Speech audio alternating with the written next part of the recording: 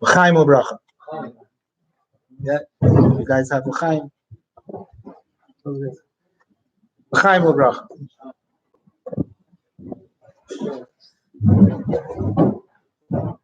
First of all,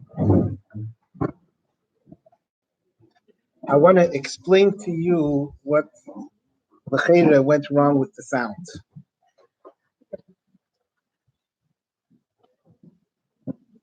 I had a doubt benegir to the Farbrengen tonight. My doubt was after I scheduled the Farbrengen, but then I had a question about when to start. Originally, I scheduled it for 8:45, which is when we started. Then I thought that 8:45 is too early for Ma'ariv, so we should make Ma'ariv maybe 9:15 and start it at 9:30. But then I thought if we start at 9:30, it's very late, the middle of the week, maybe it's too late. So I said, we'll start 8:45. Everyone will remind each other to daven Ma'ariv. And I based myself on, there's a story with Rab Hillel that on Lag Ba'omer by the Tzemach Tzedek, they used to make always Farbrengens in the afternoon and wash for a Suda. When they washed for a Suda, it was before Ma'ariv.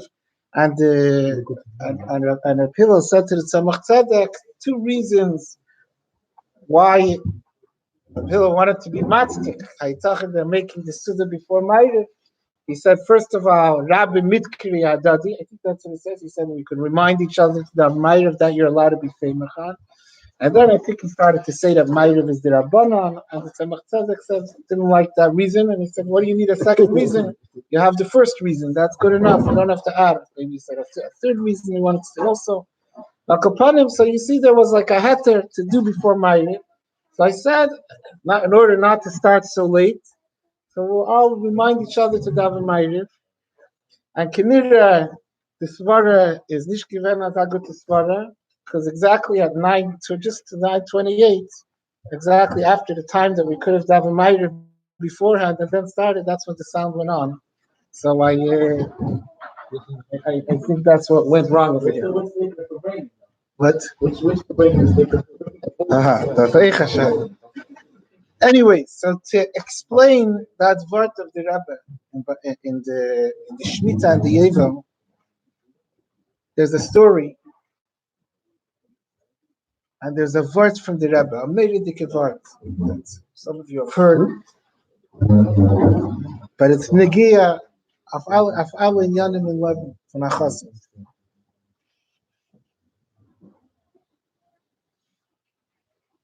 There was a chassid of the Mittler Rebbe who was in business, and he had a shutuf, he had a partner who was a misnagid. A misnagid means he wasn't a chassid, he was a regular Elumisha person. And the chassid was always telling his partner, come join me, come to the Mittler Rebbe, come to Lubavitch for a Shabbos. You'll experience a Shabbos that will be so inspiring, so uplifting, so meaningful to you. And the Misnagid said, what are you losing Lubavitch? He wasn't against, he wasn't like he's happy, he's comfortable, he's not, what is he going to go travel to some hamlet somewhere? One time they were they were on a business trip and they were close to Lubavitch, they were nearby Lubavitch, and they said they're here already. They're so close, we'll go to Lubavitch for Shabbos. They went to Lubavitch, they spent the Shabbos there, and after Shabbos, so the chassid says to his partner, no, you're here in Lubavitch, you're by the Mittler Rebbe for Shabbos. What do you say about it? So the Misnagid was all behispailos, he was excited, he was enthusiastic, he said it, and he was like Aris from the Kalim, he said, I felt like I'm by Maimid Har Sinai, I felt like at the Kalis of Rakim of Matatera, I felt like such Giluyim that I never experienced in my life, such Giluyim. So the Chassid on the one hand was very happy that his shutuf was so inspired. On the other hand, he felt aragifan. He felt something's wrong with him. He said, I'm going to Lubavitch my whole life, and I like Chassidus, and I like the Rebbe, and I like the Mamar. I never felt like I'm by Maimid Har Sinai. I never felt that I'm experiencing the kelis of Rakim and Matera. How come this Misnagid comes one time and he has a more lofty experience than I have in my whole life? So he felt, what's wrong with me? What's wrong with me? How am I so much less than my Misnagdish partner? So right? He didn't think of your answer. He went to the Mittler Rebbe, to Yechidus, to ask the Mittler Rebbe, hello, Yankov, he went to the Mittler Rebbe to ask him,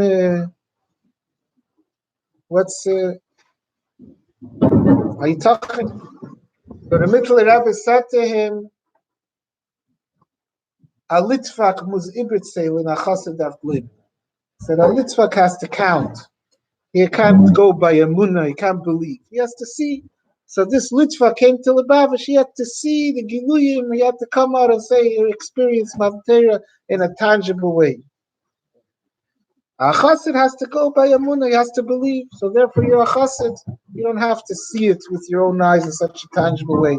It's good enough for you to believe, and he had to be able to count. He has to be able to sense it with his senses. That's what the Mittler Rebbe said.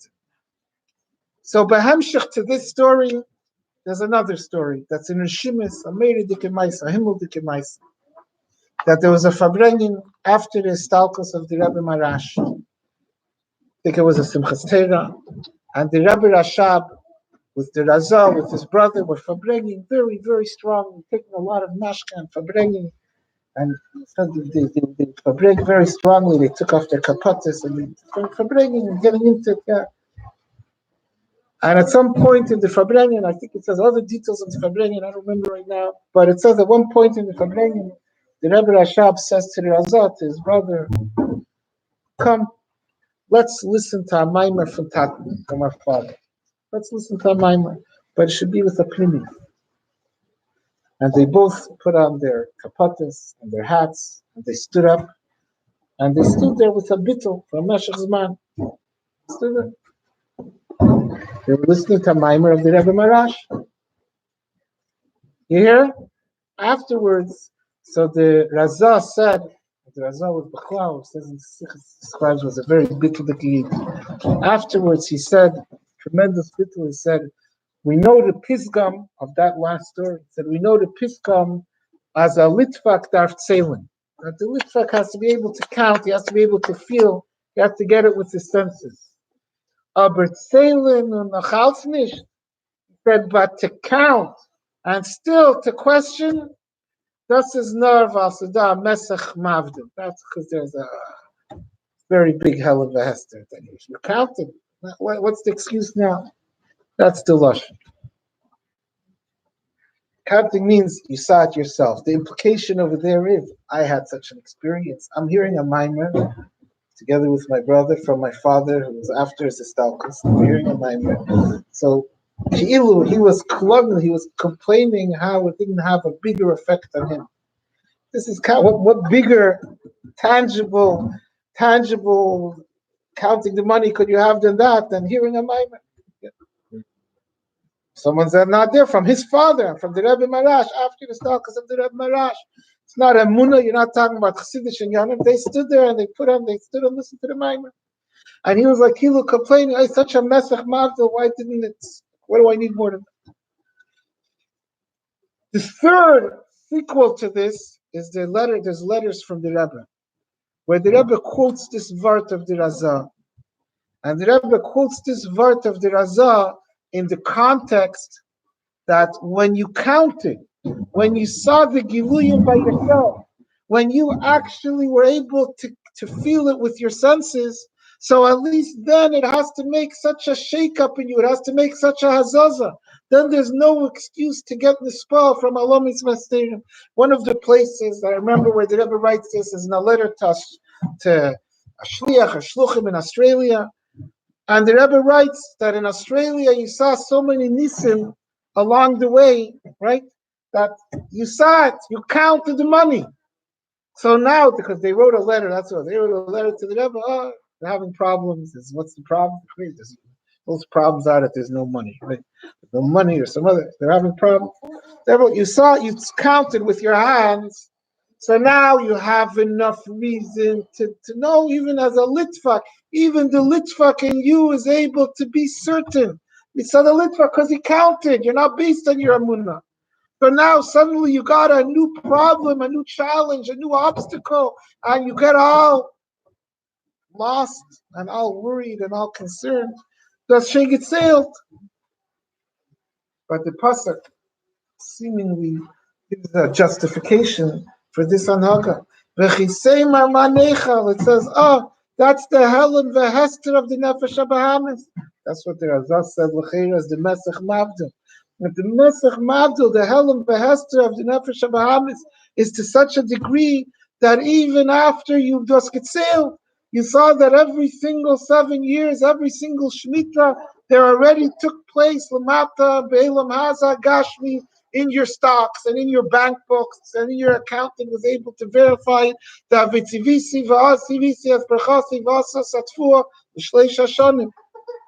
And nevertheless, comes l'peyo mamish, and you have to worry about how you're going to make your living the next year, how you're going to pay your bills, how you're going to pay your tuition, and how you're going to buy your food. And suddenly, v'chiseimer manecha.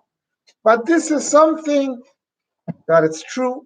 That's what happens when someone is at the level of bitlayesh. That's what happens when the nefesh habahamis is ma'ilum master and elikos. But nevertheless, it's not supposed to be like that. It doesn't make sense. That's what the Razah said. It's a mesach mavdil. That we see in the pasuk, we see, there's someone who's in the level of bitlayesh. Nefesh habahamis does that to him. No matter how many nisim he saw, he still says, oh, but what's going to be this time? What's going to be now? But it's not rational. It doesn't make sense. It's not justifiable. It's not excusable. Every one of us saw many nisim. Every single chassid is drowning in nisim, is inundated with nisim. We see stories, we read stories, we have publications every week of new stories, incidents of nisim gluyim. And Bechlal Ayid is brought up in Nisim, the Shitef Ime Midas Arachim, Vu is Galos Alekos, Ayde Tzadikim, Vaisis, Umevsim Shabbatera. The whole Yiddishkeit is L'maylam in Atava, all the history of L'maylam in Atava. We saw Nisim, and everyone had in his personal life Nisim. They all have enough of a solid foundation of L'maylam in Atava that Al Pi Seichel, we're able to say, okay, I see as the Eibush Tefir developed, I see that the Rebbe takes care of our difficulties, and when there's a little bit a shaky situation, I don't have to lose myself. And nevertheless, the Tava of the Nefesh HaBahamis, the Mesach Mavdil of the Nefesh HaBahamis, the Helam of the Hester of Helam Behester of the Nefesh HaBahamis, disregards whatever Nisim we're able to think about. And as soon as there's a new problem, oh, what's going to be? We come crying, we get shaken up. But that doesn't mean that we should excuse ourselves for that behavior. It doesn't mean it makes sense. It doesn't mean it's justifiable. Adirab, das is a mesach mavdo. We have to understand, das kommt von der Helen Behester von der Nefesh HaBahamis, b'meile darf sein anders. Darf man nicht. What?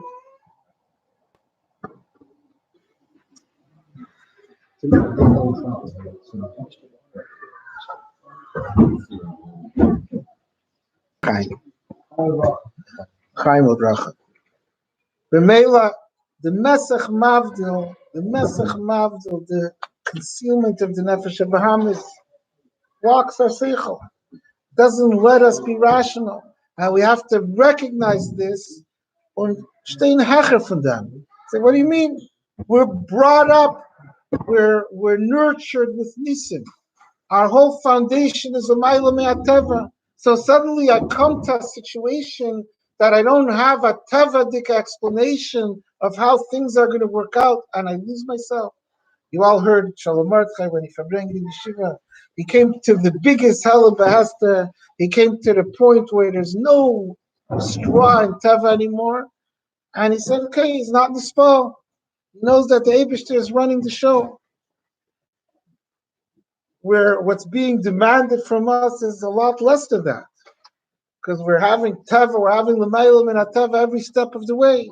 And nevertheless, as many nisim as we have, as soon as suddenly I don't see exactly how to dot all the I's and cross all the T's, I have one thing that's not 100% clear and 100% planned, and mitamo, we get lost and we get worried and we can't daven and we can't concentrate on learning and concentrate on davening. There was a chassid, his name was Rabbi Vremke Zembiner.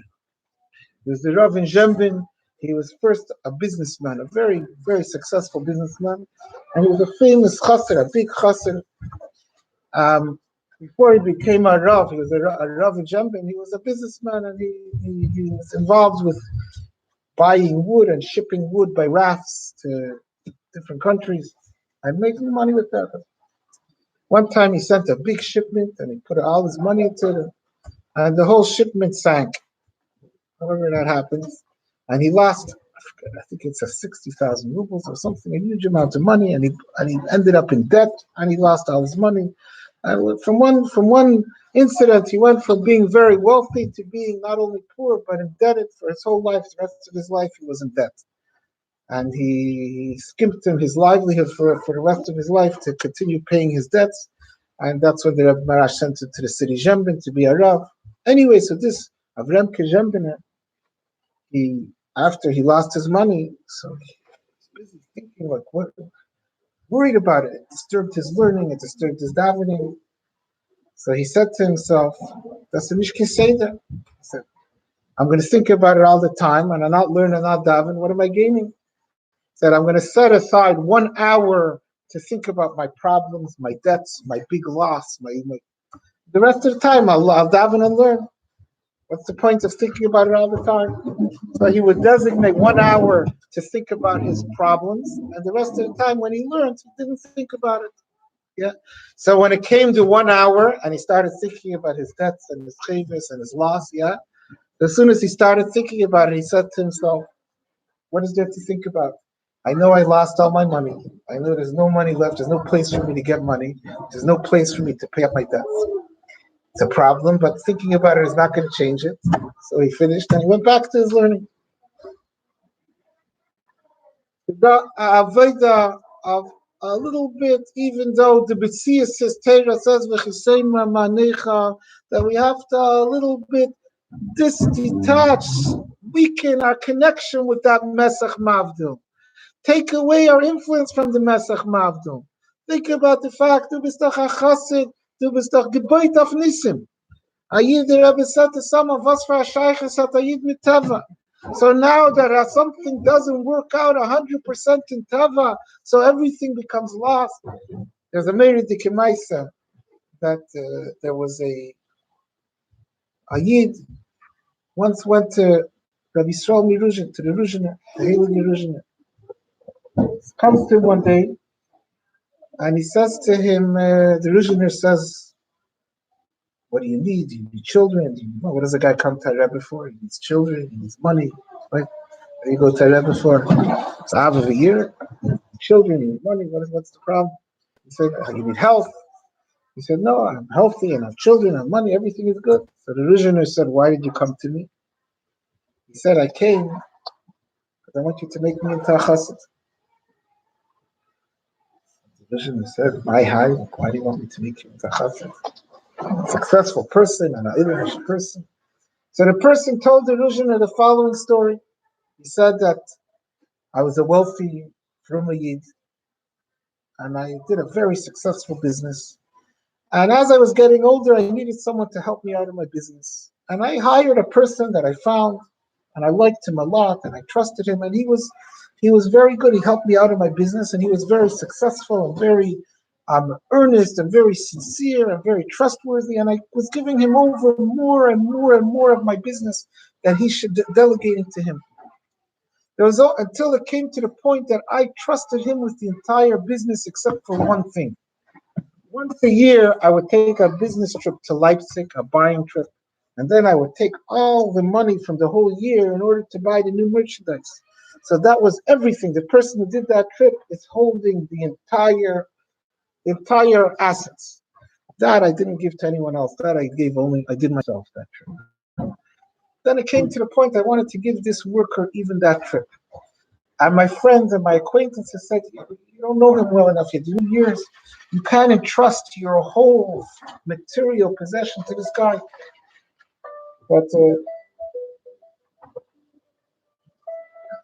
I said, I know him, I got to know him, and I trust him, and I'm going to give it to him. So I sent him, I gave him a huge amount of money and the state and the instructions, and I sent him on his way, and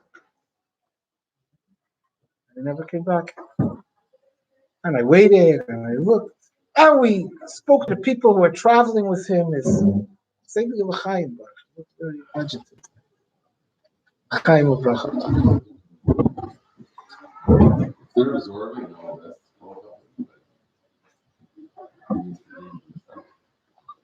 No, we all walk in the middle of the Farbrengen. Amen, amen.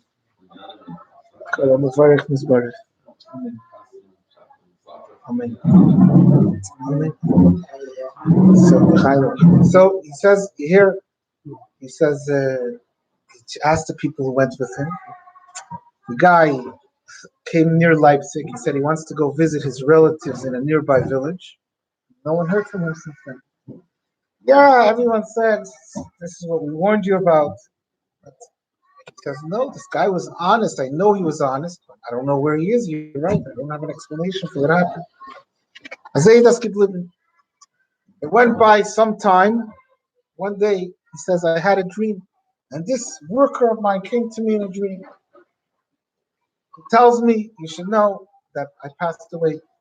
He says, I went to that nearby village, like I told the people. I had relatives there, Taka. But while I was there, I got sick and I passed away.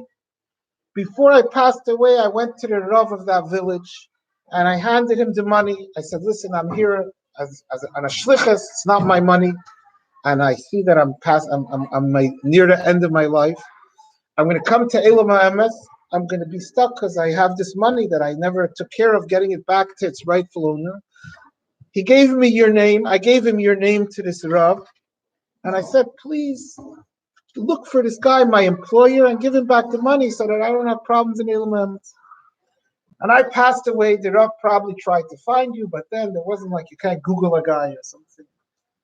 So the money never got given back. When I came to Alumni, so they made a reckoning and they said, you have money that's not yours. You had money that's not yours. You had to go to Gehenna.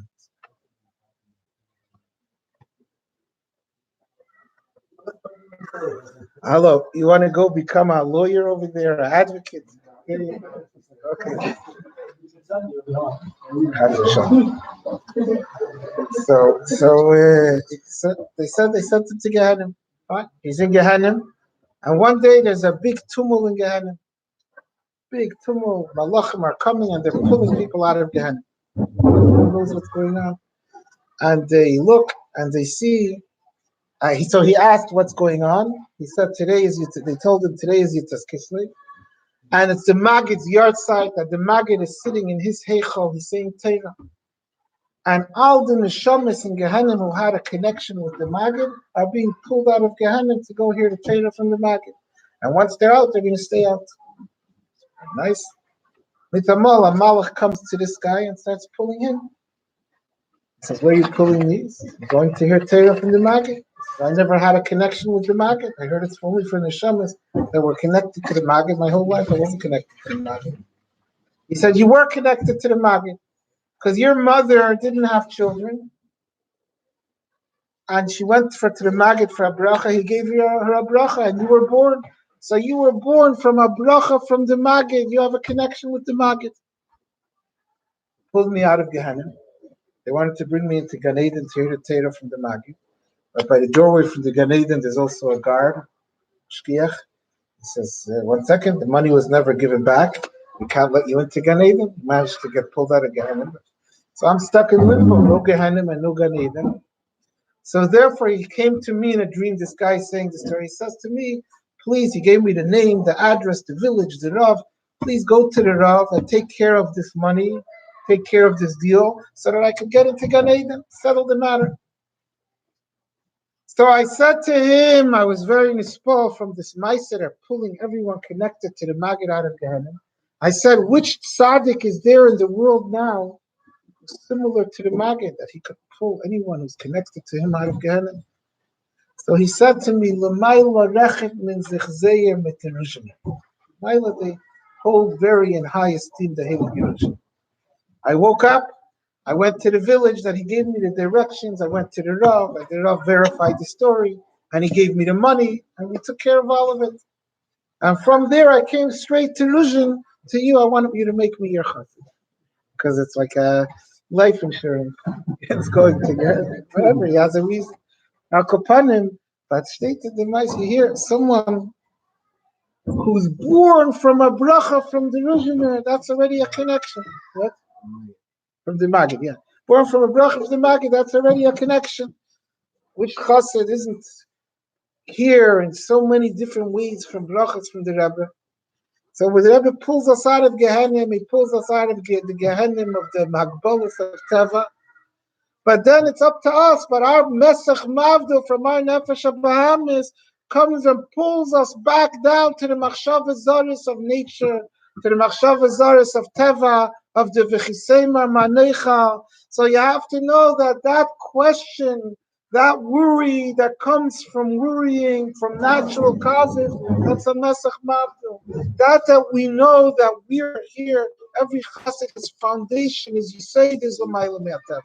And nevertheless, as soon as there's not 100% clarity of how my situation is going to work out, my camp, my summer, my job, my livelihood, whatever each person with his questions, mitamo, we become shaken up. That's a mesach mavdil.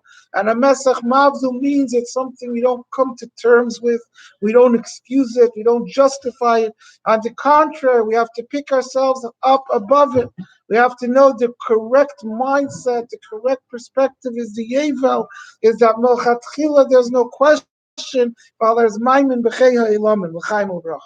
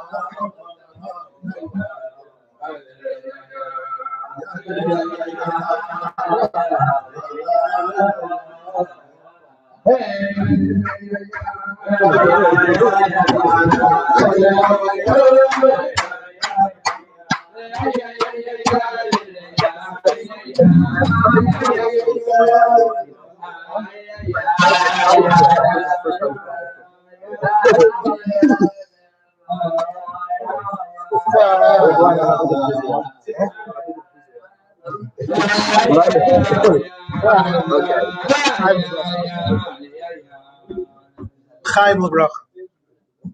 Chaim.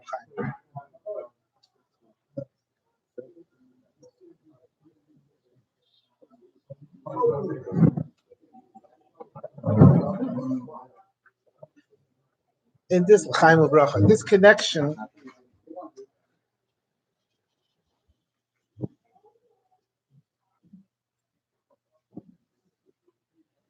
so there's a Meredith Kevart L'cheira in a Haftarah that we don't read most years, Pashas Tazria, for two different reasons.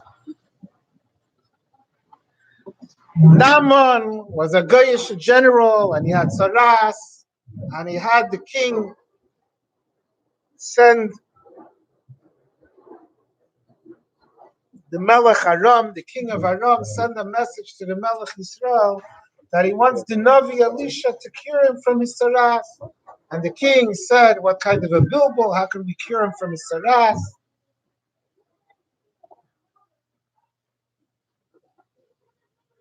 And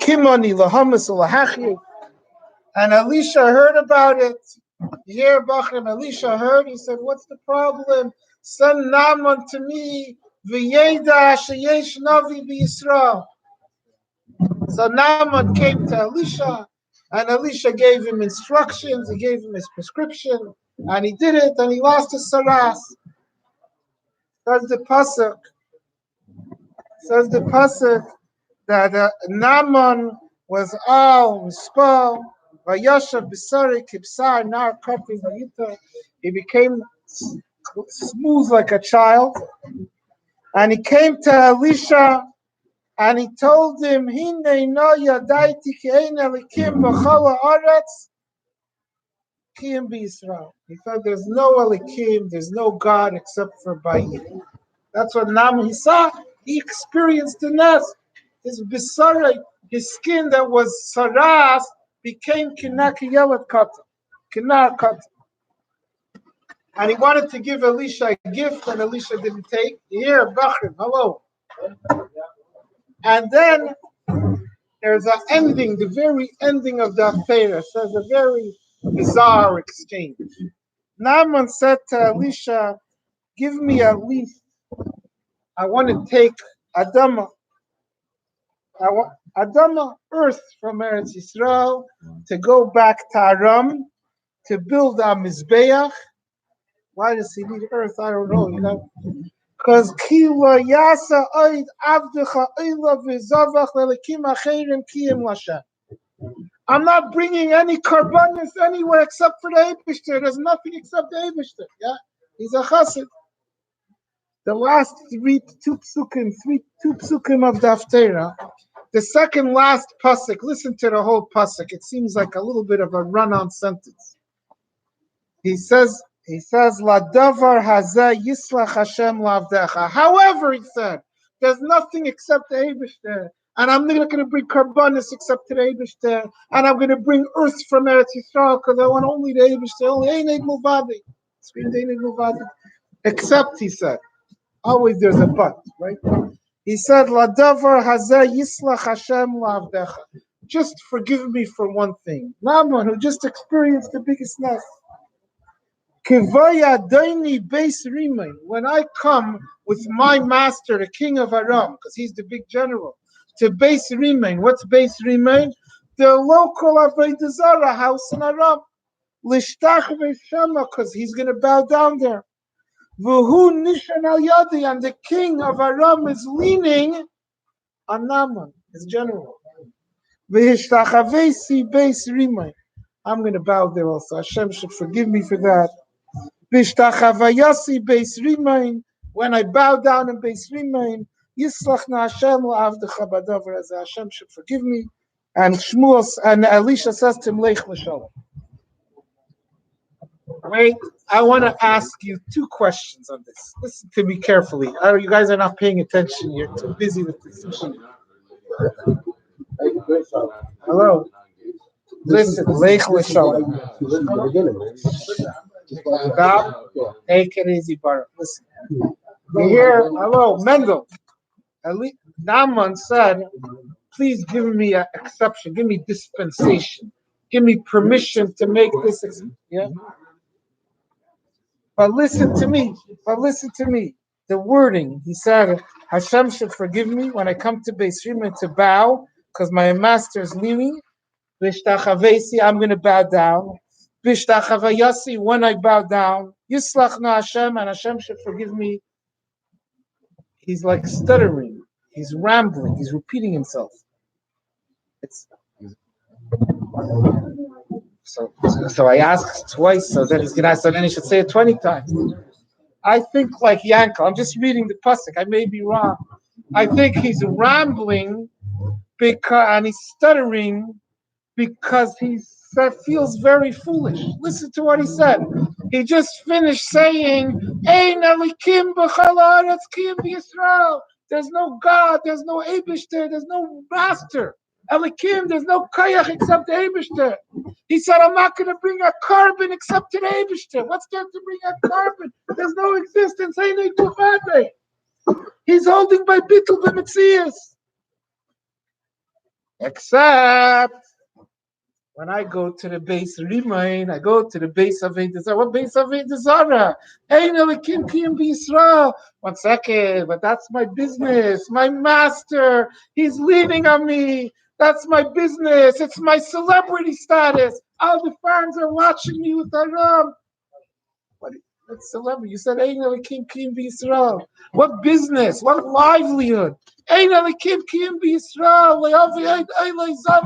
not bringing karbanis. There's nothing to bring. Even the earth of the Mizbeach has to come from Eretz Yisrael. What are you saying? He knew that. He said, what am I saying? He felt uncomfortable. But look at his wording. He's rambling. He's stuttering. He himself feels. Listen, I want to tell you, Elisha didn't answer. Lech l'shalom means get out of here. Lech l'shalom means get lost. He says you're a waste of a meifet. You're a waste of a miracle. After what happened to you, after you were the vehicle for v'yeda sheyesh navi b'Yisrael, you were the vehicle that through you it's clear as day that ein elikim b'chol haaretz ki im b'Yisrael. And suddenly, up till your business and everything is business as usual. And not just business as usual that you're going to buy and sell. Business as usual that you're going to bow down and Beis Rimain. Because the other movie stars are like, what? Who?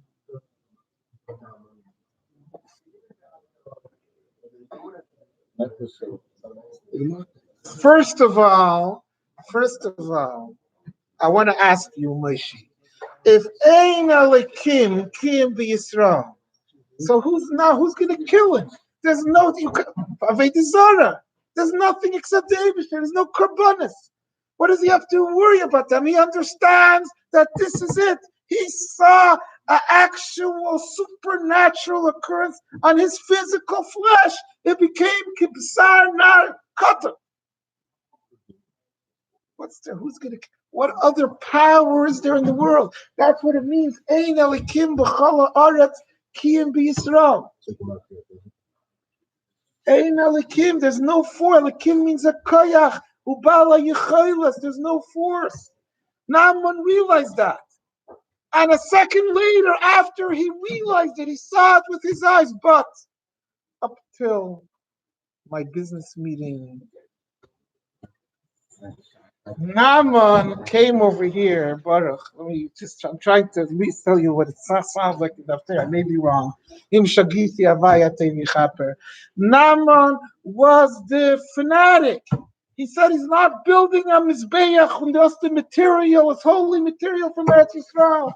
He changed his clothes. He put on a flag on his lapel and he screamed Ein Yed Milvadei from the rooftops. Ein Elikim b'chol haaretz ki im b'Yisrael.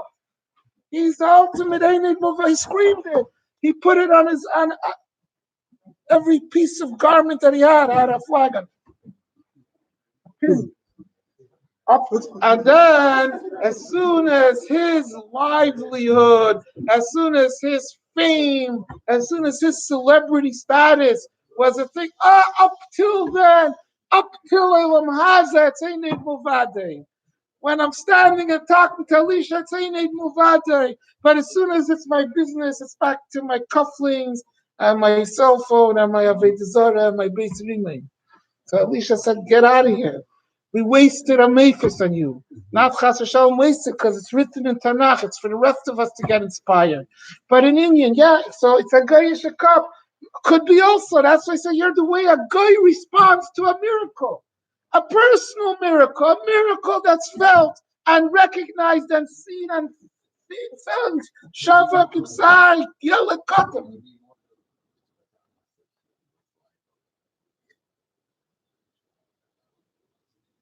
Okay. So we'll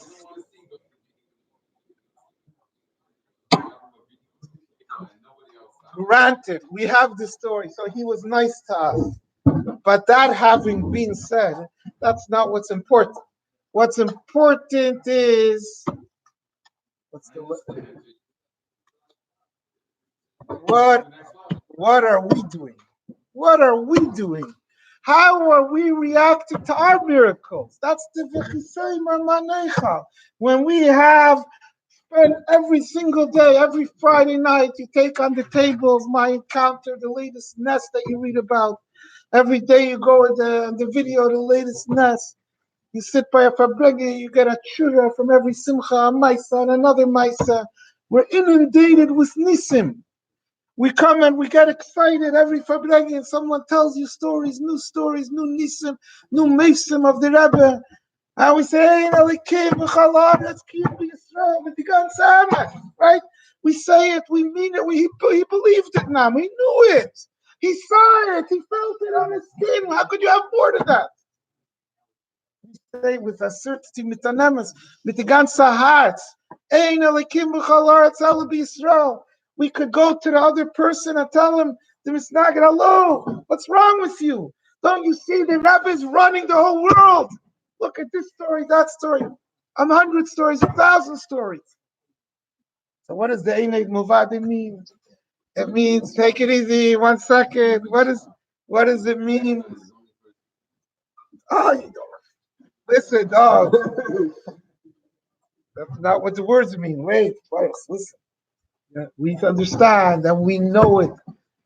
There's nothing except the Rebbe. If someone else is going to come against the Rebbe, write an article against the Rebbe, speak as well. But what happens where it's my business, where it's my Bacher has his business also, yeah, where it's my agenda in life, where it's my going to Beis Rimei and Adoni Nishan Al Yadi, where it has to do with how someone else is going to look at me with my celebrity status, Yanko, how I'm going to look on the live Farbrengen on the online.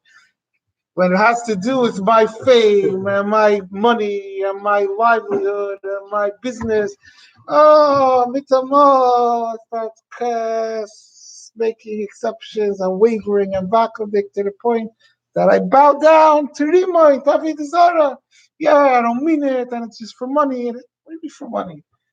They need Milvadei. How could it be for money? That's what your money is going to come from bowing down to Avodah Zarah. That's the antithesis of the Eibishter of Ein Elikim B'chol Haaretz Ki B'Yisrael.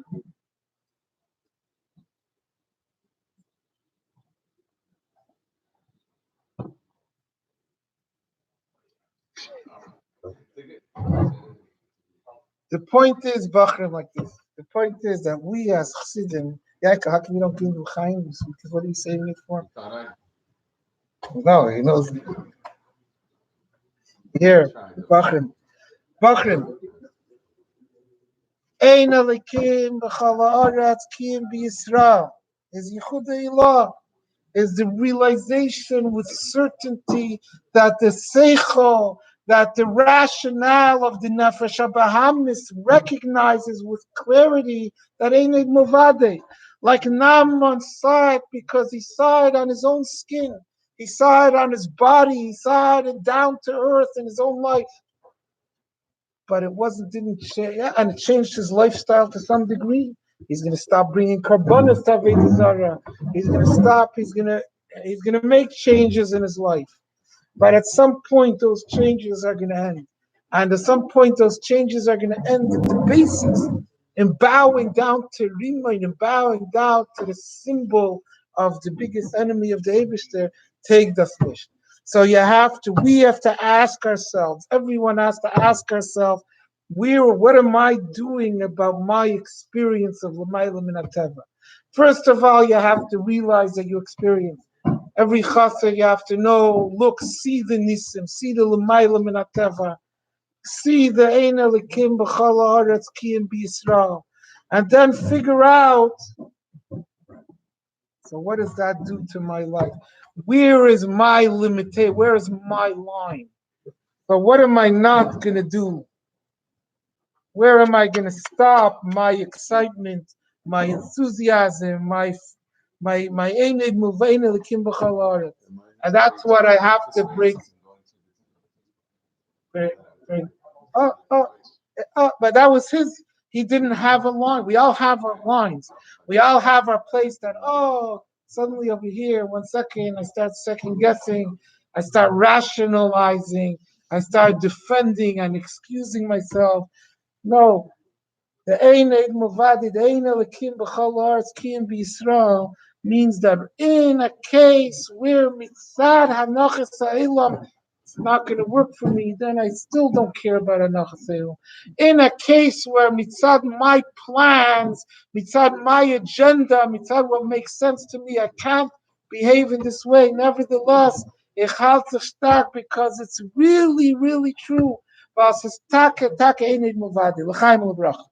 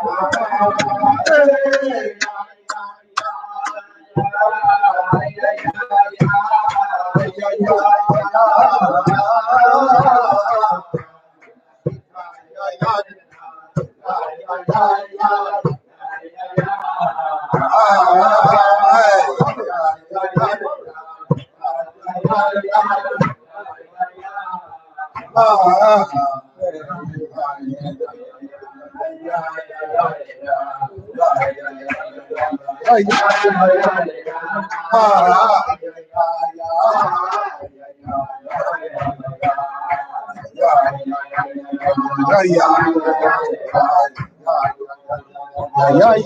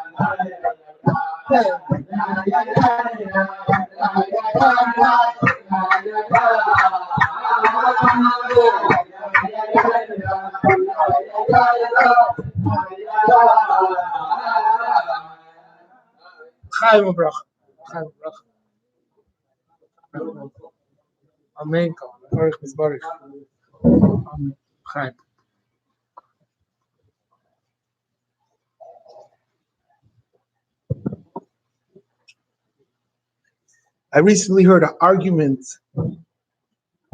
or a debate or a discussion between two Yid. One Yid was talking to a Bacher, and he said to the Bacher in the course of the conversation that, you know what you are? You're, according to the Alter Rebbe and Tanya, you're a Rasha. Sheni Gomer, a Rasha. Rasha V'Tevle, a Rasha. That's what most people are, right?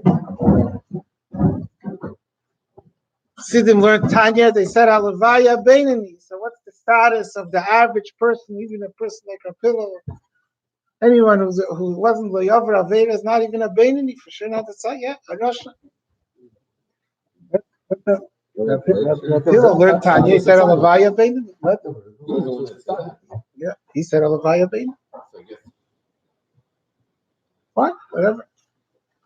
But Anashim came for sure. Right?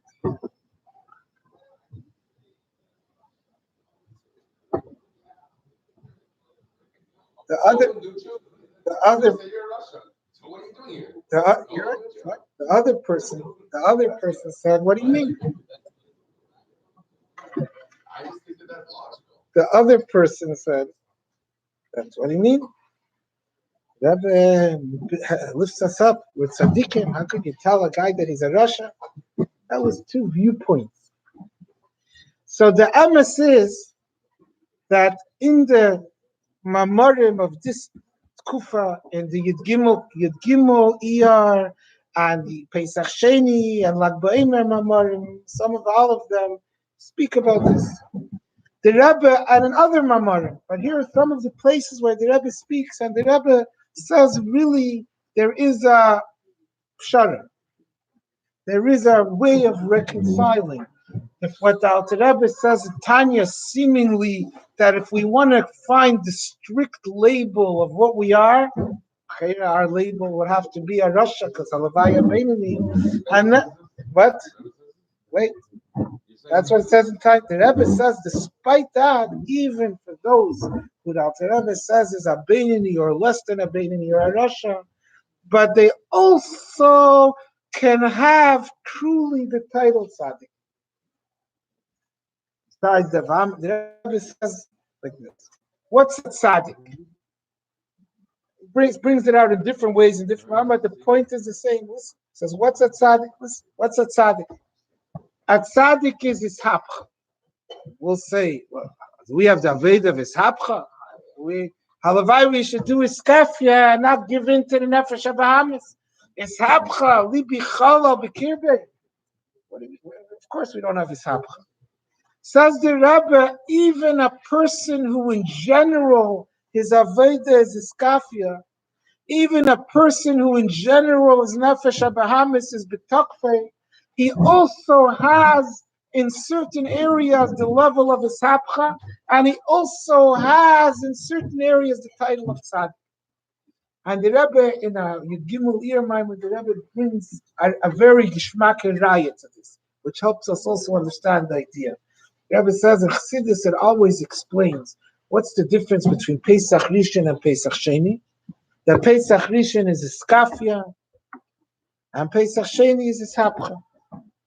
Pesach Rishon is bittul ayash, and Pesach Sheni is bittul b'mitzias. Pesach Rishon, therefore, chametz is aser b'bal yiro b'al yimatzei, because someone who's bittul ayash, someone who deraz b'tokfe, someone who didn't change and transform his negative midas, so he has to be afraid, like by Yitzias Mitzrayim, ki baracham b'chipazin yitzas eretz Mitzrayim. Pesach Sheni is the Aveda of his hapcha. Pesach Sheni, where the person changed his midas, where he has a aval alikus, he has a gishmak in Yiddishkeit. So then he doesn't have to be afraid of the chametz, because he's disgusted by the chametz. He's moyis bara. So then he's able to have chametz and matzah imei bebayis, like we do on Pesach Sheni. We eat matzah even at the same time that we eat our cookies. So the Rebbe says like this. That's what it explains in Chassidus. The Rebbe says, why is Pesach Sheni chametz and matzah imei bebayis? Why is it a sapcha?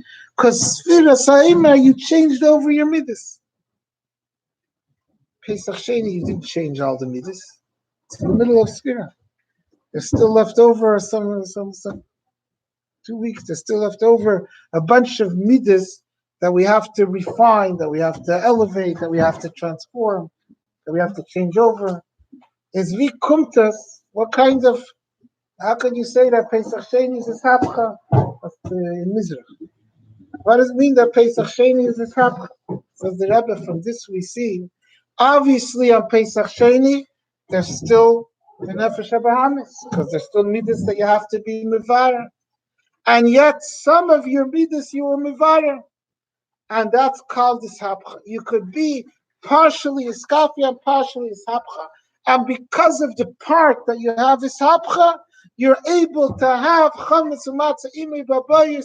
You're able to have in some areas of your aveda, the aveda that you're not mispo from ra, that you could stand up to Ra and have chametz and matzah and it doesn't pose a threat for you. What does that mean?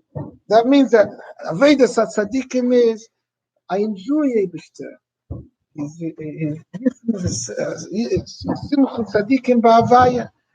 They have an enjoyment in Holocaust. And when I have an enjoyment in Holocaust, so then I don't have to fight with it. I don't have to fight with myself. So usually we say Halavaya Beinani. Who's by the level of tzaddik? Says the Rebbe every single year. This raya from Pesach Sheni brings to say that every single Jew, also if you're at any stage in your Avodas Hashem, so you're in general iskafi, you have also the Inyan of Isabcha. You have also that status of a tzaddik that l'chayra we used to think is unattainable of being Mayis Bara, but it's a relative, it's a partial Mayis Bara. In certain areas you enjoy it. There could be a bacher, for example, who can't stand Seder Nigla, let's say, for example. Can't wait till it's over, can't wait till lunchtime, can't wait till Labina's man. It's a burden on him. Either he has that bittul hayesh that he forces himself to come to Seder, or he sneaks out of Seder, he goes to... But it's a burden on him. Can you imagine such a bacher? It could be such a... It's possible. It's conceivable. And that same bacher maybe could have a geschmack in a Farbrengen. Possibly. What do you mean? Empty bowl, empty plates. Empty plates. I want to just address what Baruch said. Yeah. You could serve sushi. I just have one thing. There's a lot. I'm going to bring you to the caves, but I want to. But negate to what you said. Every bacher could find his own sushi, better sushi. No bacher goes to the Farbrengen for sushi. I said many times. Listen to me, Baruch. We see. No, you reminded me of something, and I want to bring that out. One of the times when we see this, when we see Shama pulling, you come Sukkot in Crown Heights, and you see every night of Sukkot, thousands upon thousands of Polish, of Misnai literature, of non-Lubavitch Yidden, friendly Yidden, who are coming in hordes to Crown Heights, and they're sukkah hopping, running from sukkah to sukkah to sukkah for what? What are they coming for?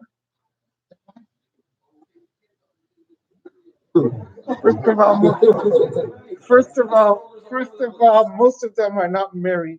Second of all, what normal wife sends her husband out at 3, 4, 5 in the morning?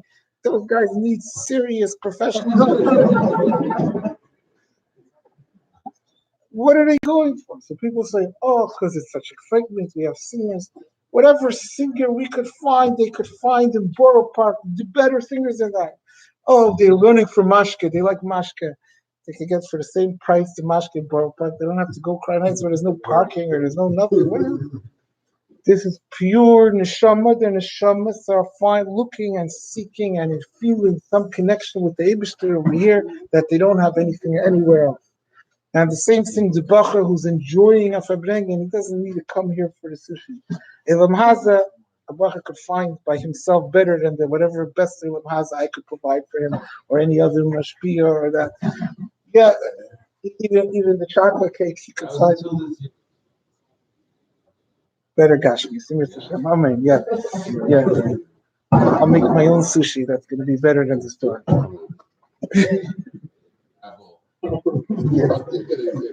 The Nakuda is up. So why does he enjoy a Farbrengen? Because he has a geschmack in Holocaust also.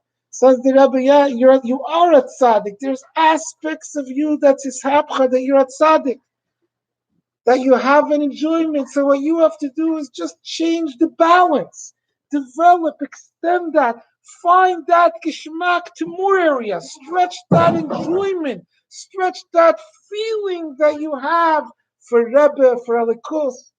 It could be in different things. Each one has the area that he has a geschmack. One bacher has a geschmack in Chassidus, not in Nigla. One bacher in Nigla, not in Chassidus. One bacher has a geschmack in Zayin. He comes and he hears the Raptors are in Toronto. Let's go put on tefillin with the Raptors.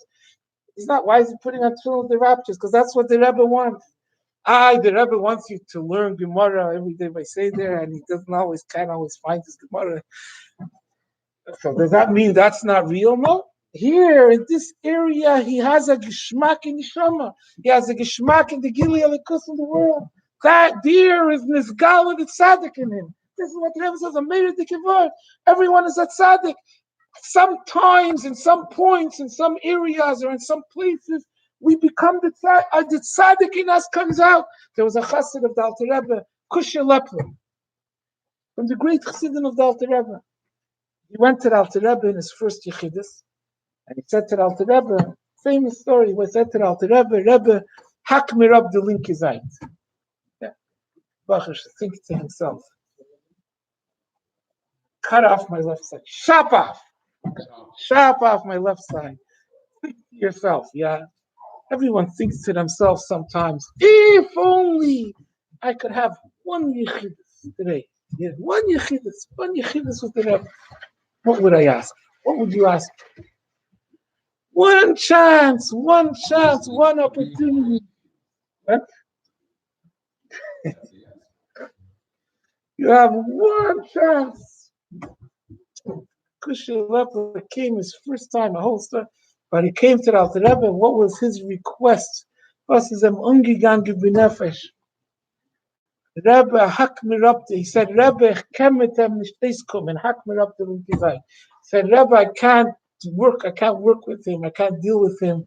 I can't come to terms with him.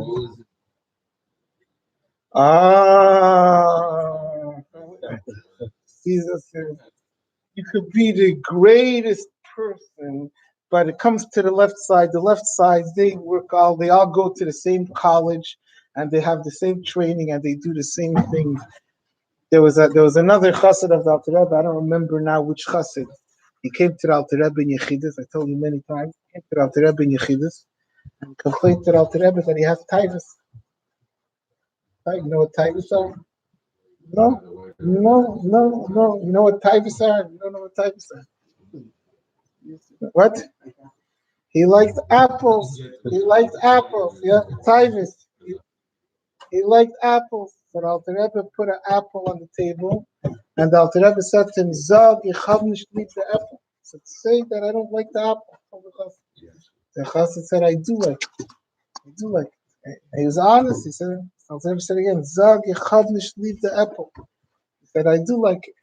Alter Rebbe said, Zog, ich hab nicht lieb the apple. And after the third time, he felt that Taka doesn't like. He said, ich hab es nicht lieb. When he left the Yechidus, anytime he saw apple, he started throwing up. So he took away his tigers for apples.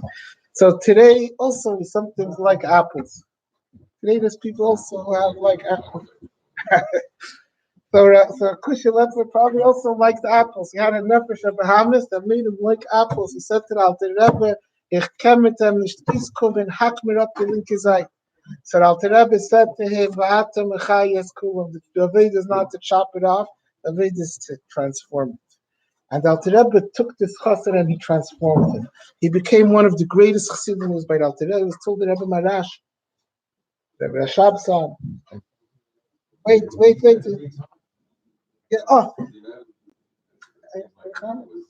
Yeah, but so the other chassidim, by those they didn't hold of these chassidim who got it as a gift that wasn't through their Aved. It's not. Yeah, it wasn't. It's not Chabad chassid. But this Kushya Lepler was. But the point I wanted to bring out, he was a chassid. Yeah, good. So you're raising a valid point that we have to be mafapa. What's the difference between these two things? Why there? He said he could take it, and maybe he didn't. Maybe he didn't add enough to it. Whatever. That's a separate. But you hear, hello, Mendel. You're not with me. What's going on? You're thinking about the Gemara now. I mentioned Gemara. You got all caught up with the Gemara. You forgot the rest of the conversation. Yeah. So Kushya Lepler, from then, so he used to get, his neshama would wake up in the middle of the street and he would go into ecstasy. He would have to, from this, Alter Rebbe was Me'er, his neshama was a chassid, lived with his neshama. The stories about him in Ayem, how he didn't want prayer to. So he would feel his neshama, he would have to start dancing. He would grab the first Jew that he saw and start dancing. In the middle of this, everyone knew that was Kushya Lepler. If he didn't see a Jew and he felt, so he would grab the postman, a guy, and start dancing with the postman because and then it would die down. So then he went back to normal. But he had these moments of illumination. So when it would happen, when he felt it coming, this is serious, he would say, Der chassid kommt. That, oh, I feel the chassid is coming, he's going to have to dance with someone. And then when it stopped, he said, the chassid is aveggegangen. So we have in ourselves the tzaddik. In some situations, the tzaddik comes up in us. We have that tzaddik. We have that capacity. Sometimes the tzaddik comes because the raptors came to town. But that's the tzaddik. Dear, I'm relating with, I'm feeling my geschmack, my enjoyment in doing what Eibishter wants. When it comes to putting tefillin, maybe when it comes to learning Kol Shah, I don't feel the same enjoyment in doing what the Eibishter wants, even though they're both the Eibishter. That's the Avedas, to extend that, to stretch that, to bring out the tzaddik in more areas. But the Rebbe said, yeah, there are those areas where every person has Avedas HaTzaddikim, where every person has his hapcha. What you have to do is be more of a tzaddik. Find those places where you're a tzaddik and extend it and spread it and stretch it and make it go to more places. L'chaim l'brach.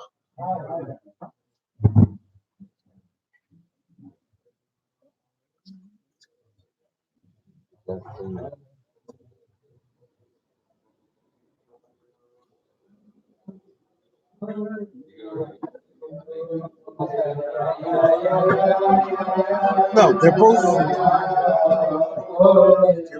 same thing. Question is which side to come from. And it doesn't say the main thing.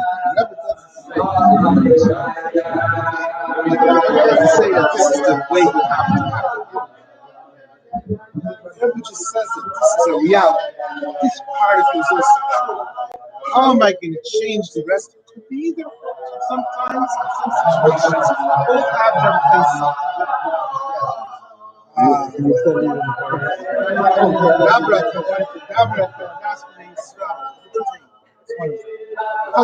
Shimon is another one.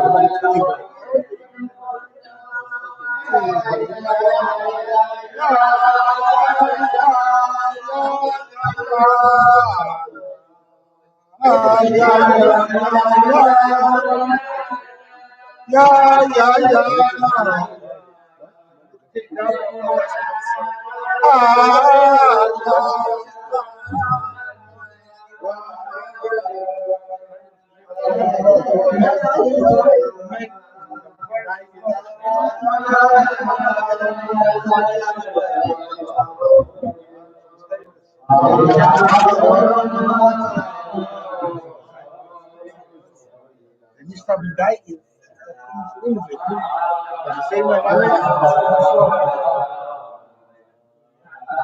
We have enough cases.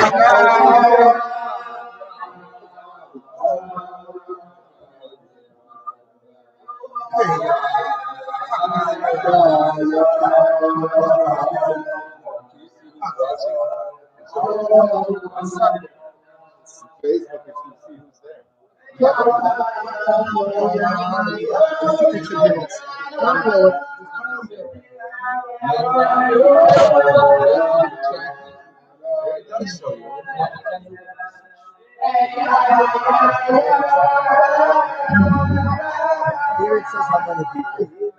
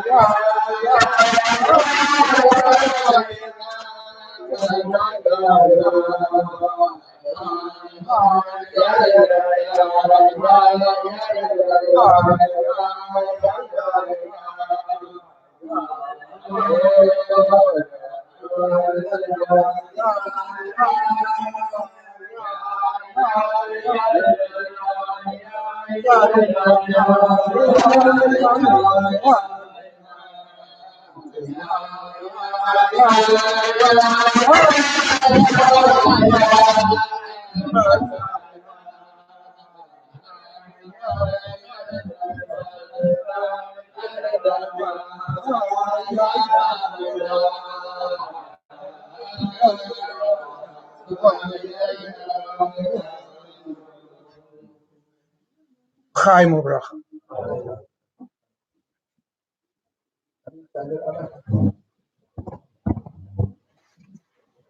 Oh, how do we say? First of all, but let me clarify the point. The Rebbe is telling us two chidushim, and let me first tell you a ma'aseh, because I think that illustrates this point.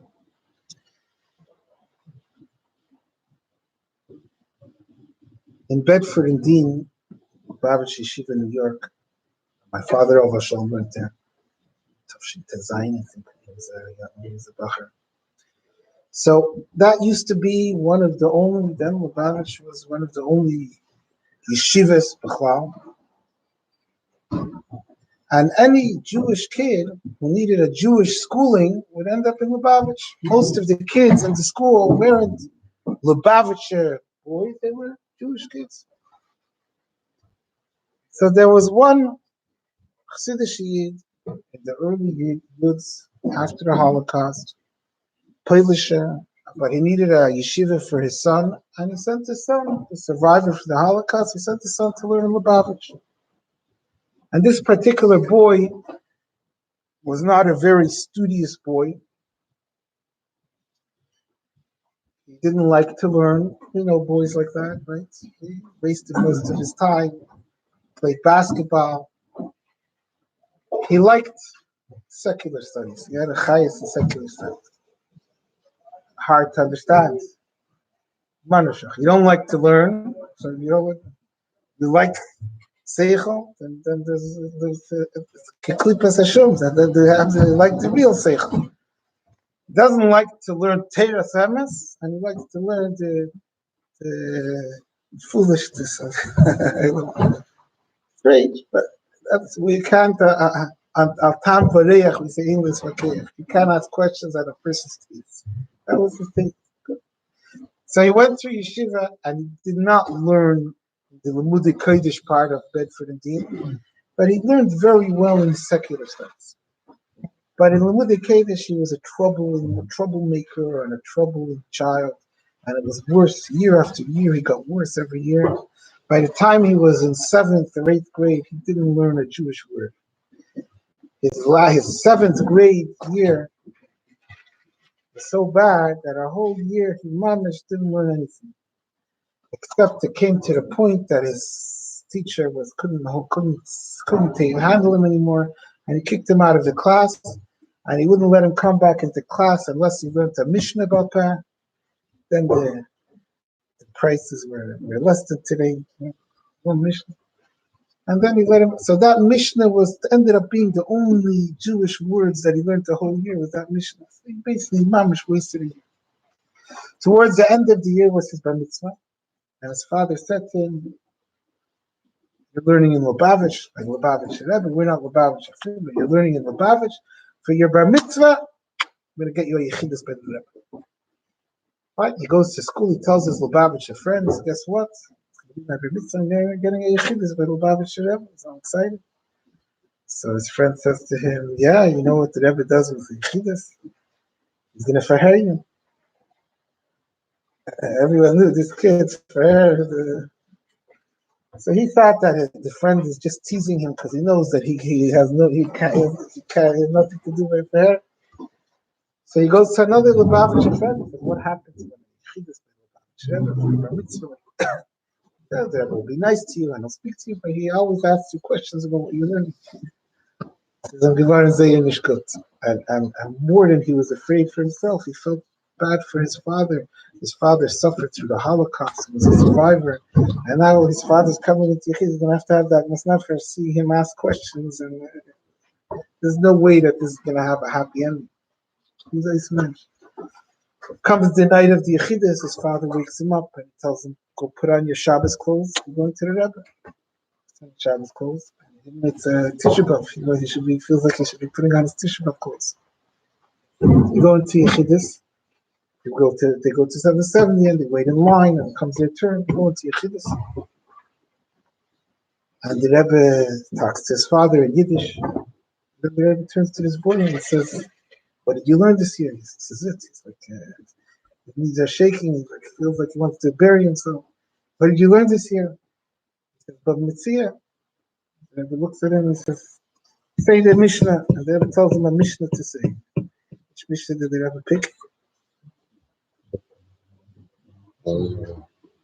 Yeah, that Mishnah. And he says the Mishnah. That's the one thing he learned from the Mishnah. And the Rebbe looks at him and he says, "Excellent." They went out of Yechidus, he said. His father picked him up and hugged him and kissed him.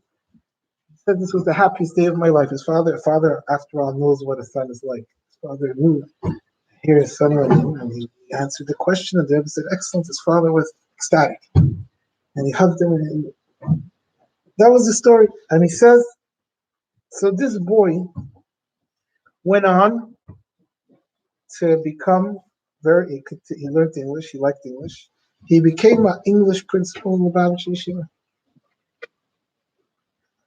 And there was I don't remember, some 10 years ago, maybe 20 years ago, there was a dinner. And by the dinner, he told his story. And he printed it. It was printed then at the time, and it was 15 years ago. And when he told the story, he said, not that the Rebbe had Ruach HaKodesh, that wasn't the Chiddush of the story. He says, then we as kids, we knew if there's one person in this generation who has Ruach HaKodesh, it's the Lubavitcher Rebbe. That's not, that goes without saying. He said the Chiddush, the Pella of the story was that the Rebbe used his Ruach HaKodesh to be sensitive for a little kid. The kid should feel good. And the father, and correct. That's the story that he said. But l'chayre, there's a question of the story. The question is, the Rebbe is emes. The Rebbe is the essence of emes. Seemingly, the Rebbe did something false over here. He maneuvered things, but this kid is not excellent. This kid learned one Mishnah in his whole school year. One Mishnah.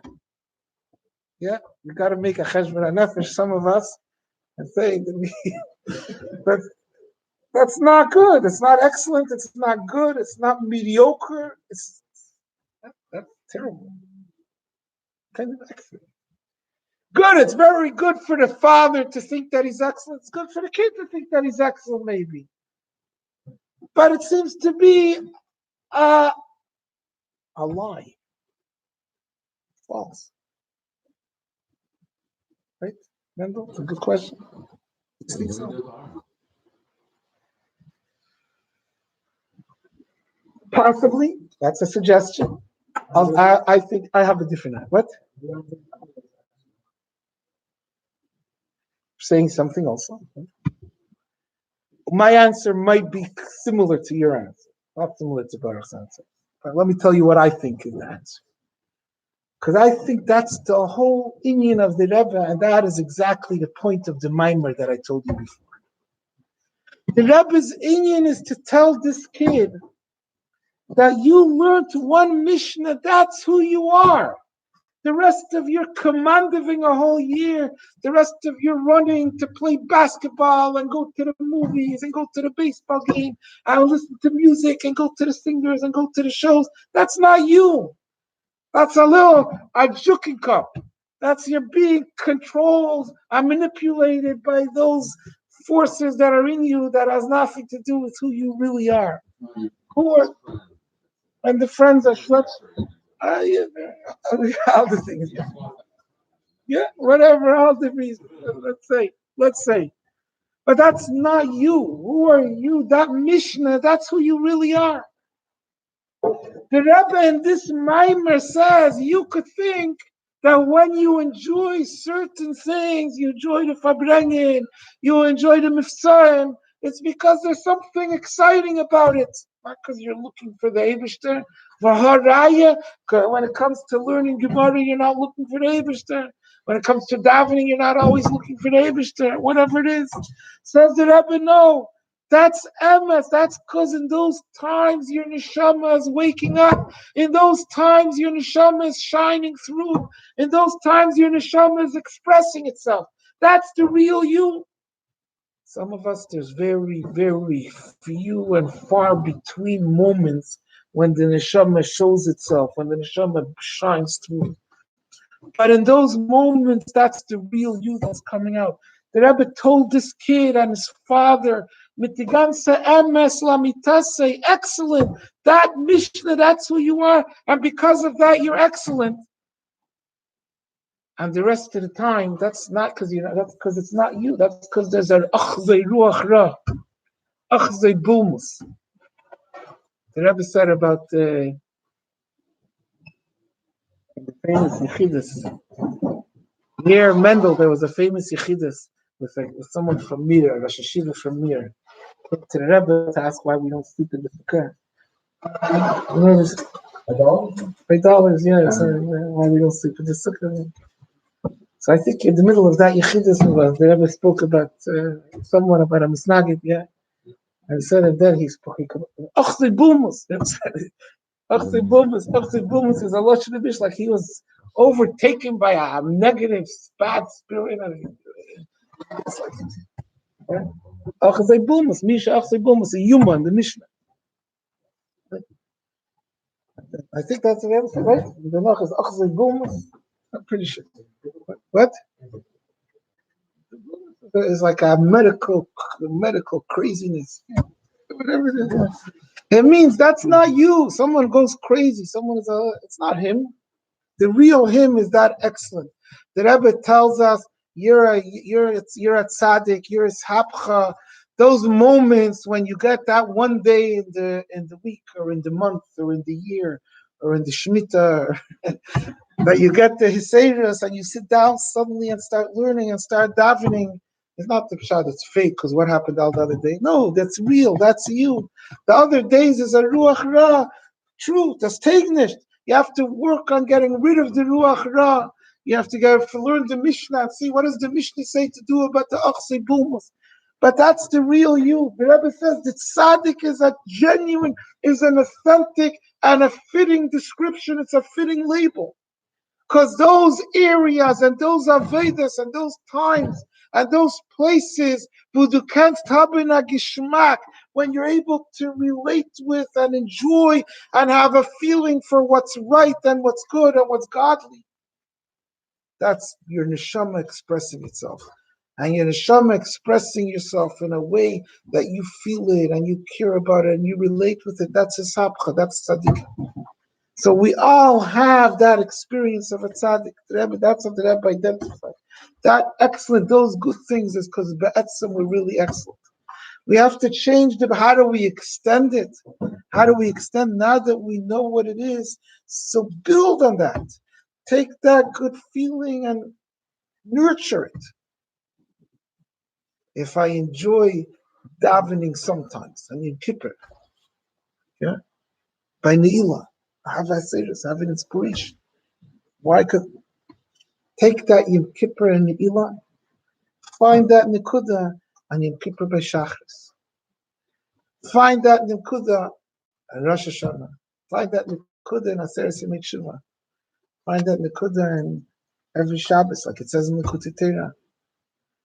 Find that nekuda in a regular Monday and Thursday and a regular day of the week. Bring it further. It's there. That feeling, I could feel that all the time. I'll take it, nurture it, plant it, take care of it, bring it up. Live with that. Take that life. Take that enjoyment and excitement and feeling and appreciation I have for Elikos that comes out in appreciation for Chassidus, for Avad Chassidus, for Farbrengen, for a Nigin, for a Meiser, for a Rebbe, for whatever it is. But it's appreciation, it's the expression of my neshama. Take it and develop it and bring it further, bring more of a tzaddik. Spread out the tzaddik so that that's what is happening. Hergel, that's the Tevasheni is. Oh, it's also that Hergel is another way of doing it. Just do it. By he aiming, we'll come to that. That's a whole different. Yeah, but it's another path to get to the same result. L'chaim l'bracha.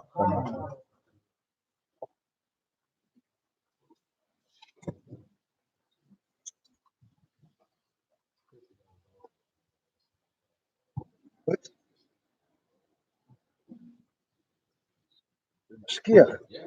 Oh, now for Farbrengen and for the Mashkichen. Oh, so what are the Bachim going to do?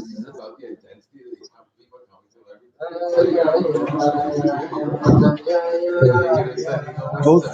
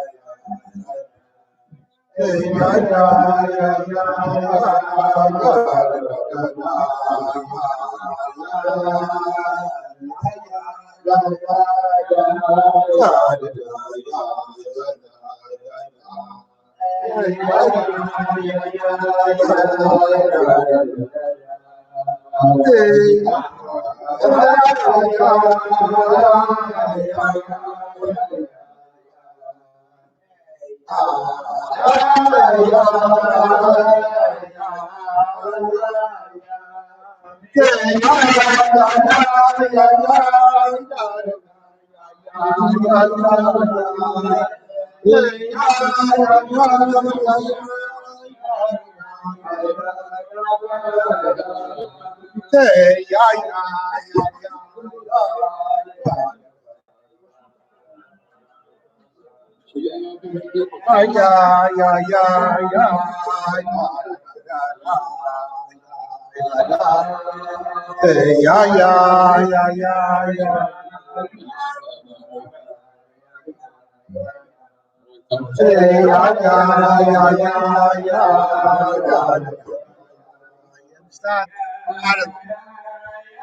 sitting here and I have a computer over here and I have a phone, Baruch's phone over here.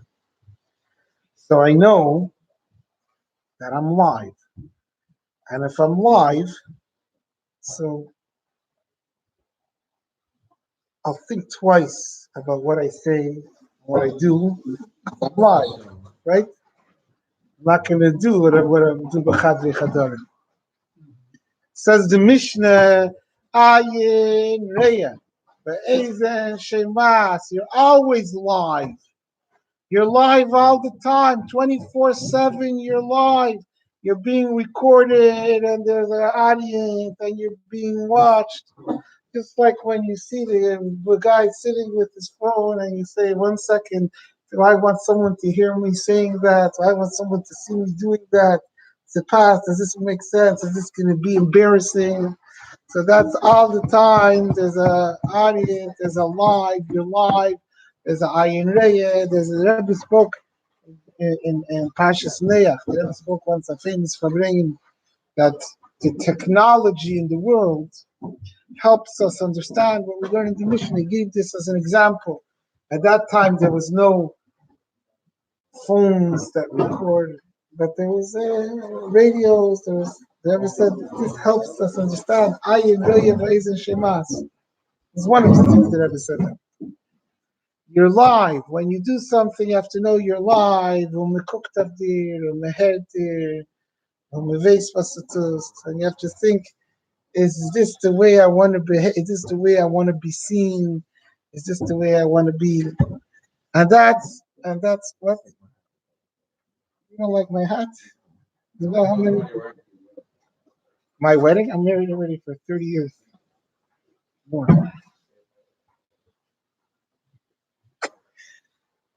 You know why it looks better? You know why or not?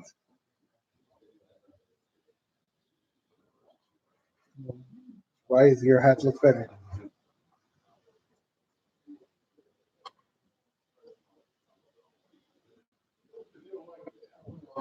Your hat has less machshavazaris in it. Therefore, less. L'chaim u'bracha. Yanko, you're getting stingy on the mashke, and he's getting stingy on the water. You're live, people. L'chaim u'bracha. L'chaim Mendel. L'chaim Mendel. Mendel L'chaim. L'chaim Schneer. Leisha. Said L'chaim. L'chaim u'bracha to the 5 people. L'chaim.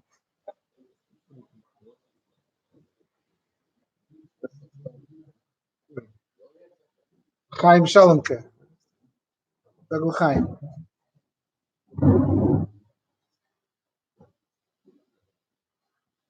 Shalom. Said L'chaim. You don't have. Als je wilt gewend, Taibis Elam Haze, is niet gewaaid als we zullen brengen. Maar daar je, geen brengt in de Taibis Elam Haze. Mendel Chaim. 1 second. Chaim, Lebrach. Yes, the second, Chaim, Bachar. Aaron, Chaim. Moshe, Nachem. Chaim, Lebrach.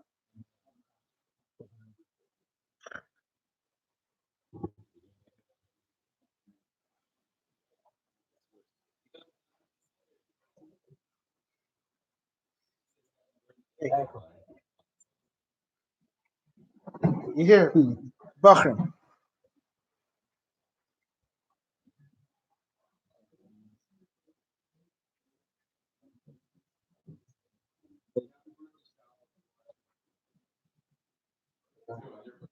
Really? Not like that. 2 days before like that. Has Zayin here? Today. Tonight. Today.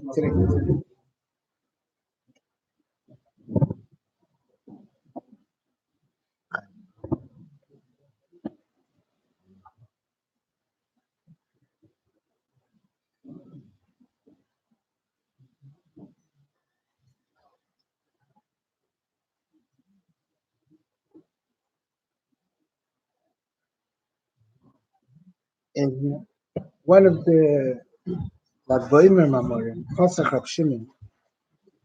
So the Rebbe speaks about the connection of Yidden with the Eibishter. Very Geshmak Maimer. That is the way Yidden are Dovok in the Eibishter, the way Yidden are Mekusher with the Eibishter, and the way Yidden are Chad, one with the Eibishter. Bring the way that Rab Shimon Bar Yochai was Bechad Ktiras Katarna Baby Kutshbich, right? I learned that in one Maimer, a different Maimer. And then he said, B'yem Istalkusa, he was Beyachida, he was one with the Eibishter. A whole mimer explains the different levels. Very, very gishmak. Every mimer is a gishmak mimer. The point of all of this, and we don't before we get sidetracked. Hello. The point of all of this is that you have to be a tzaddik. You have to reveal the tzaddik, just like Kushi Lepler, the tzaddik king. You have to be a tzaddik. What does it mean, the tzaddik? You have to find your moments of enjoyment. You have to find that enjoyment in a Maimer Chassidus, not because you're supposed to learn Chassidus. Chassidus, there's people who learn. Who was Mendel? Were you in the Farbrengen by Rabbi Lieberman and Purim? Yeah, did you see that the Snagin came in? What did he say? What? Problem of Lubavitch. He figured out the problem of Lubavitch. What?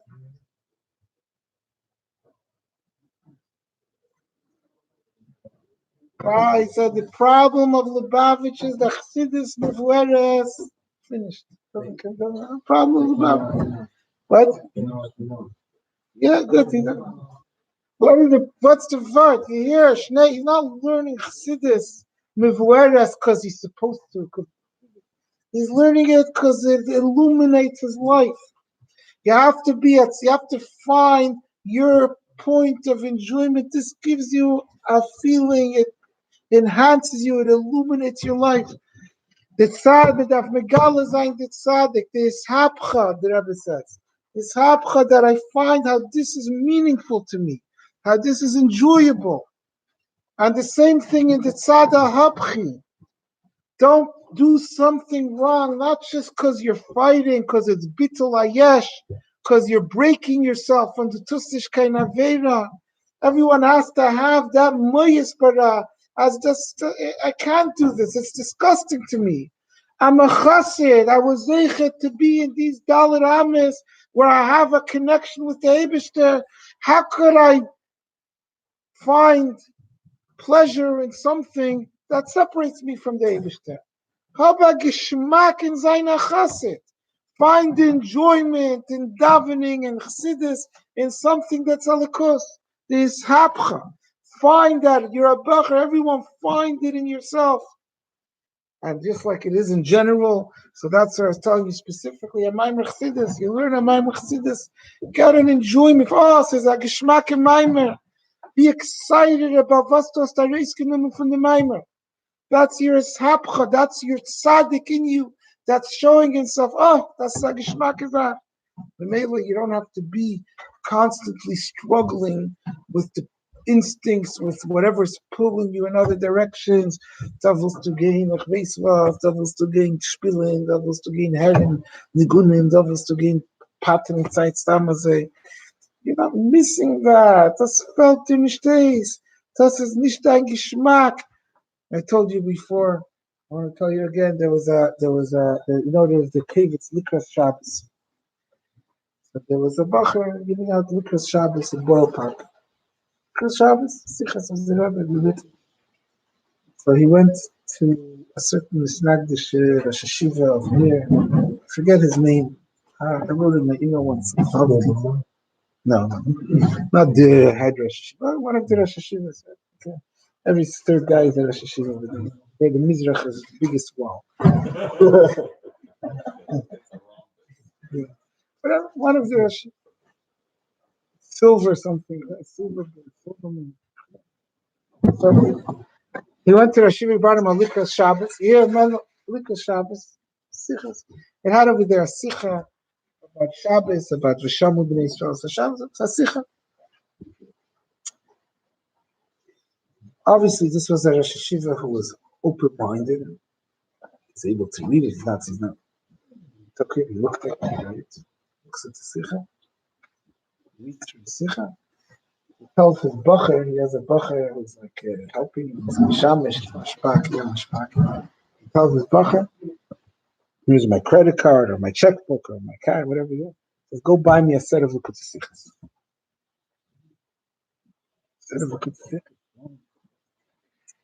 By the way, I want to tell you, I went probably 15 years ago, 18 years ago. One of my first years in Toronto, I first came to Toronto. There's a Yid, his name is Moshe Hochman. Rosh Hashiva in Yisrael. What? Really? He must be an old guy.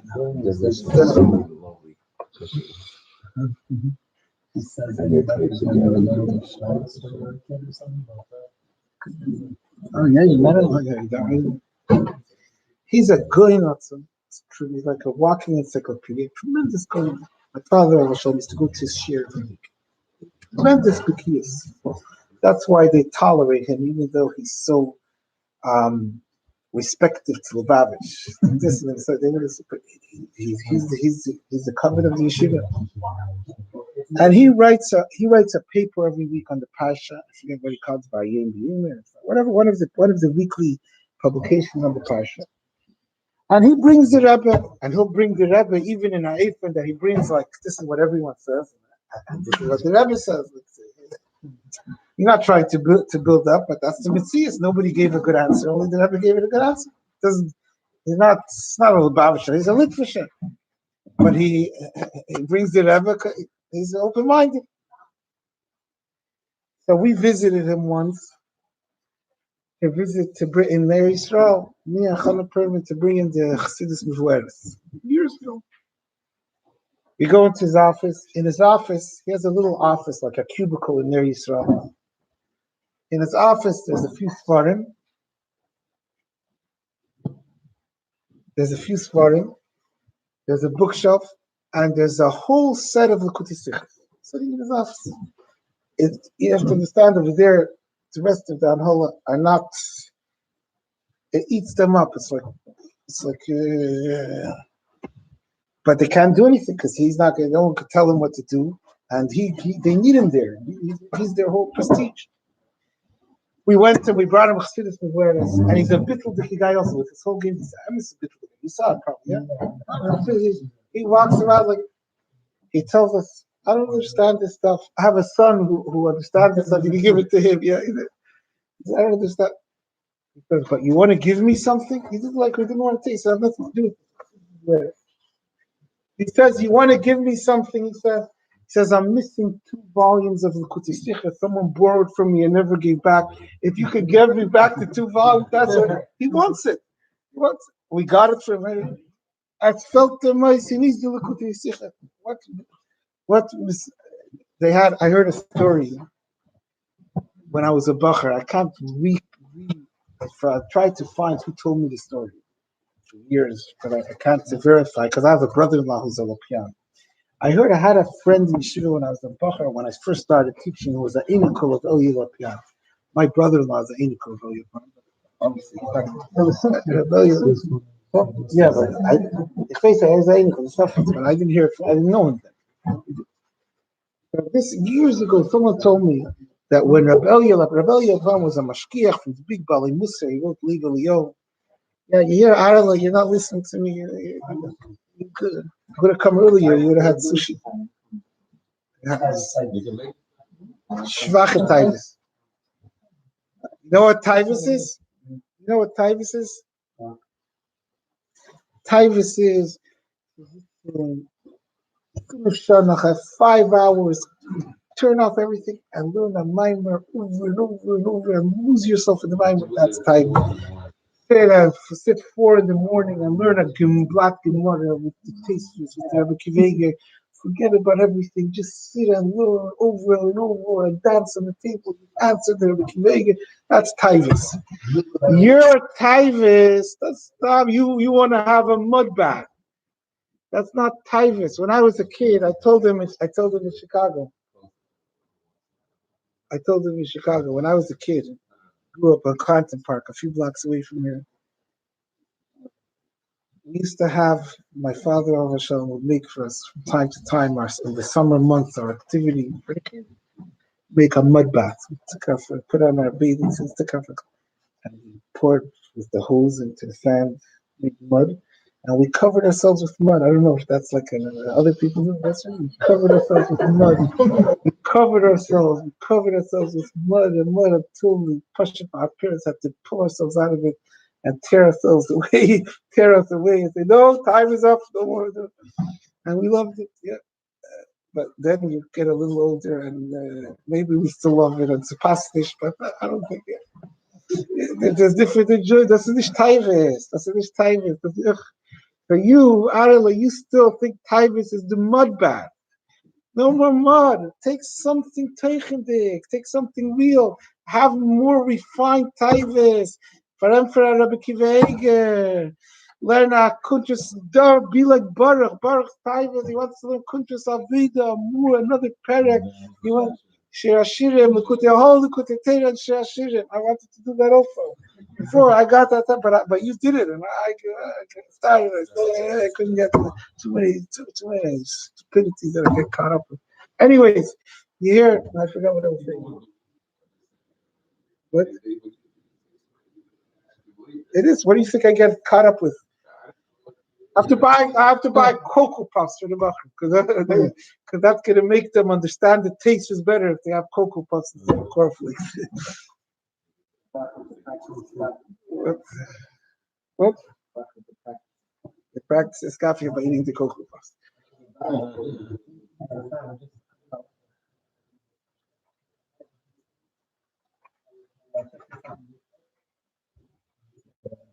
You read it.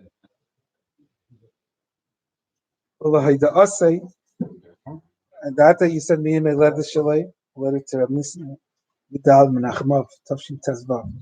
He ratzin shetiyesh nas hatzlacha etzli begashmis uberuchnis hatzlacha behamitzvah v'ha'inyan shehu hashar shalei b'derech minat l'mayla pi amvur b'geres ha'kedesh sim Zayin shekefi sheheres ha'ashkach al yina yidei ras nisiyena k'lisha ken holas yeshivas timchet mimi v'chinuch ha'talmidim sheba shehu chasidim yeshamayim v'lomdim v'yidei ze gam tifeses hatzlacha b'shar ha'inyanim gam inyanim ha'pratim shli b'chlal k'uvan u'pashat.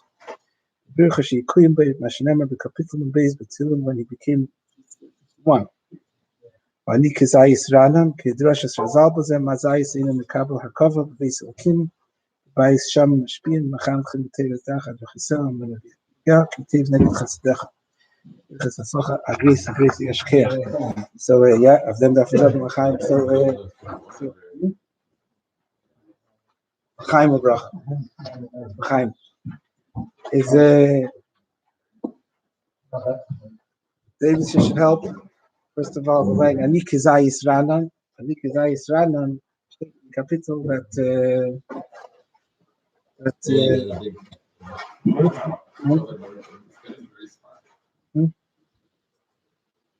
Chaim Obrach.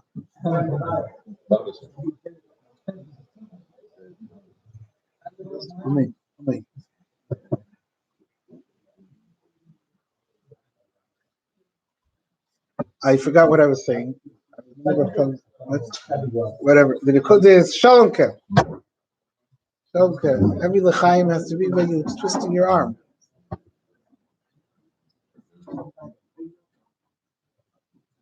L'chaim Obracha. Shalom Ker. Avzaina Baltaimen. Rav Zayin Baltaivanik, Bachrim Rav Zayin Baltaivaniks, but not mud baths. Real taivanis, enjoyable thing. Mendel, learn a mimer and really understand it. I'll tell you for myself, I have the mamorim from the time of my birthday, so some of the mamorim I learned from the time. There's a limited number of mamorim.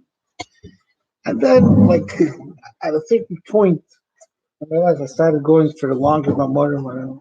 So I learned there's two long mamorim around my birthday, Dabro Kaldas Israel and Galenai.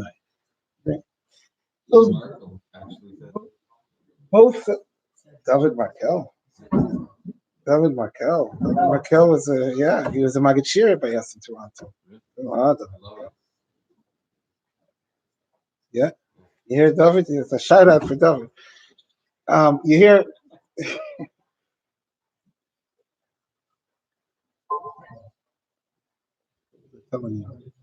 what? So these are two mamarim that I did. So Daber al Kol Das B'nai Yisrael, for example, is a maimer I must have chazer, not just chazer, for sure 20 times, more than 20 times, and I learned it many times more than that because every time I have to chazer. And it's a maimer that it's hard to understand the hemshech hanyanim. It's hard to understand many mamarim. And this maimer also, some mamarim are harder. Some this is the hard. What is each detail? Why is it negated to the maimer? Every time I learn it, this year I learned it again. This morning I gave a share in it up north. And the end of the Maimer, which is troubling every year, and this I have the same thing with Pasach Eliyos. It gets clearer every year, but I learn it again. I'm telling you, you learn a Maimer, you learn it 20, 30, 40, 50 times. You start enjoying it, you start appreciating it. Don't expect that you learned a mimer twice, 3 times, and you went further. Oh, I don't understand this. Doesn't make sense. I don't understand it, and I'm not excited about it. Same thing with Nigla. Oh, I learned a Gemara. I learned to Tasius. I learned to Shir. I don't know what the point is. I don't know what you're telling us. The Shagasaya, who was almost as smart as any of us, learned Shas 1,000 times. 1,000 times. And that's good. Yeah, he enjoyed Torah. And we didn't learn not 1,000 times, not 100 times, not even the 60 times of the Rebbe. We didn't learn. That was more than the 1,000 times of the Shagasaya. Then we're there for learning and looking at what happened to Arala. So in order to do that, you have to a little bit shut off, turn off. If you're a bacher, if you're a yunguman, if you're a shliach, if you're a balabas, whatever you are, you have to find that time that you turn off your nefesh abrahamis, turn off the window to Lamaza and to Havayas to Lamaza, and throw yourself into learning and to get that enjoyment. We all have that capacity. Every person is different. One guy is a Bal Nikla, one guy is a Bal Chassidus, one guy is a Bal Halacha, but everyone has the capacity to have a gishmak and learn the Torah. But to have that gishmak, you have to throw yourself into that. You're going Arala, you're going to graduate. I'm going to turn around, you're going to graduate. You're going to go to Aliteja, you're going to go to 770, you're going to go on Shlichus, you're going to get married. I'm not going to be standing over you. I'm not going to tell you what to do. You're not listening to me now. You're for sure not going to listen to me then. But I'm going to have to grab in now and Zagandir Hezachai. Take your life into your hands. What are you doing with yourself? Before you know it, you're going to have little kids that are going to look at you and say, Tate, Farbrengen was to us Ashfans. Not your kids, but they're not going to speak Yiddish.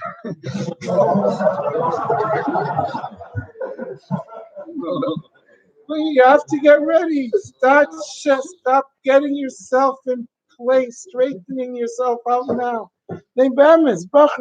You're in yeshiva.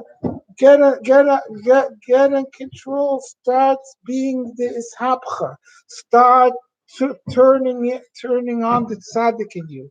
Have a gishmak for chassidus, for learning, for darkei chassidus, for limud Torah, for being a bacher, for being a chassid, for learning and davening and dining the Eibishter. This was the Mesiris Nefesh of Yidden throughout the generations. Now we get distracted by mud baths, by narishkeit, and by stupidity. That you give a look, you give a turn around. What was it even? It has no substance. That lahavdil gayin and come to the realization, like what's going on? It all has no substance. It's a crazy world. You have an anchor of abyssal emes, of abyssal metzias, but we're busy trying to see what we're missing. And I'm talking to myself.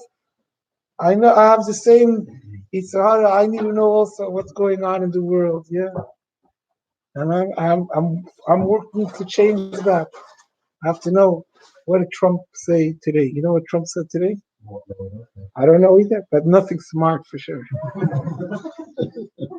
And even though he was a meridic tool of the Eibishter to do unbelievable good things, he should fight to do good things.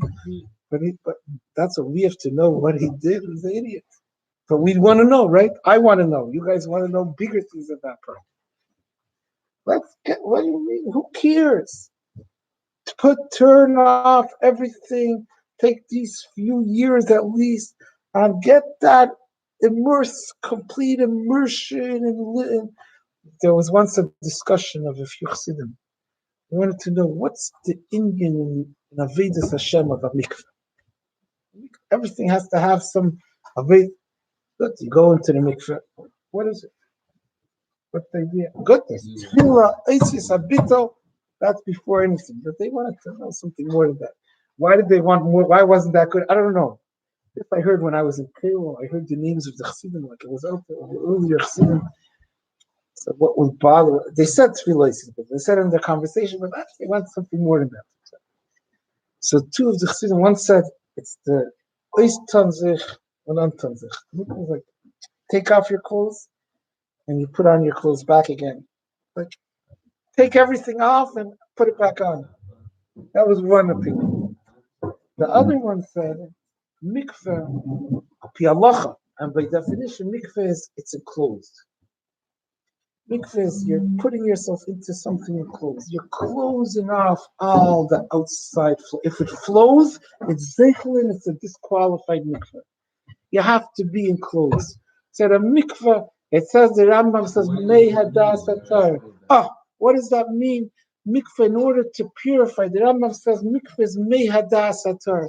You have to be enclosed in, ligin in Mei Hadas, in a way that you close yourself out from the outside flows, from the foreign flows, and you're involved only with whatever these Dalit Amas of holiness is.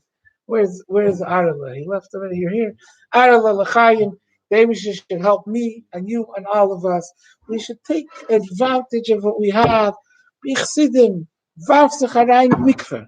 In the mikveh of learning daven, learning nigla, of learning chassidus, in the mikveh of avedis atfilah, of davening, throw yourself into the mikveh of having a geshmak and being connected with the Eibishter, having a geshmak in ruchnius and alekos, having a geshmak in ein alekim b'chol haaretz kiyum b'Yisrael. L'chaim l'bracha.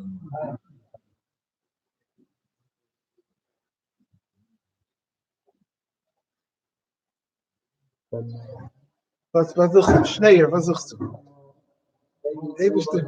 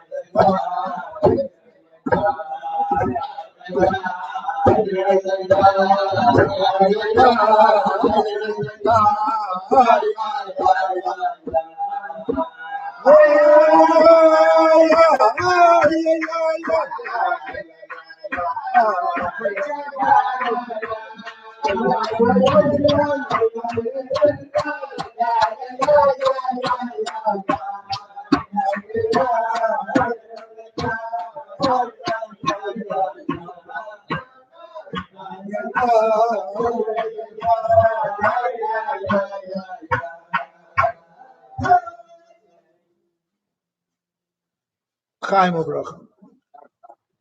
Chaim. Mendel. Mendel. Mendel. Chaim. Okay. Chaim Obrach.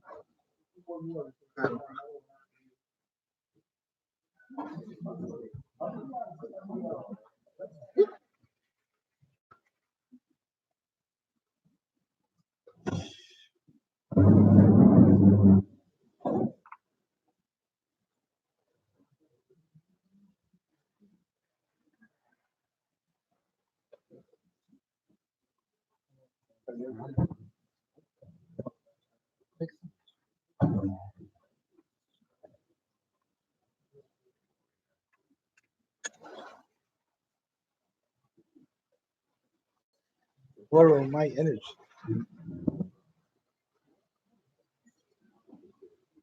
I want to tell you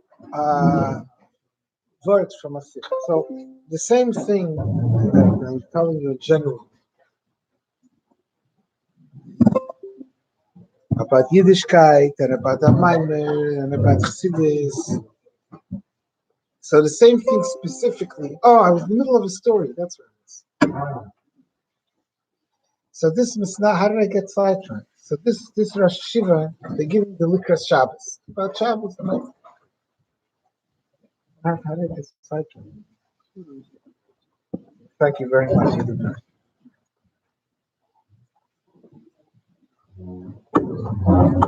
Hi, Bachrim, was mit Zayin mit euch? So he brings this Rosh Hashiva, this thing. So he says, "Go buy me a set of Likutei Sichos." Yeah, that's what I was told you before. How did I get sidetracked? Oh, because Chacham, yeah. Meridi Kibais as Chacham, also Meridi. Anyway, but this is the Meiser thing. You hear? Hello. So he says, "Go buy me a whole set of Likutei Sichos." Guys, what's up? What could you see in a Likras Shabbos that should make you want to buy a whole set of Likutei Sichos? Yeah? What? So then he should have bought it 60 years earlier, 50 years earlier when he was born. Yeah, I got you. I'm sorry. Baruch, there's so many people in the room who I would have wanted to do that to before you. This was completely.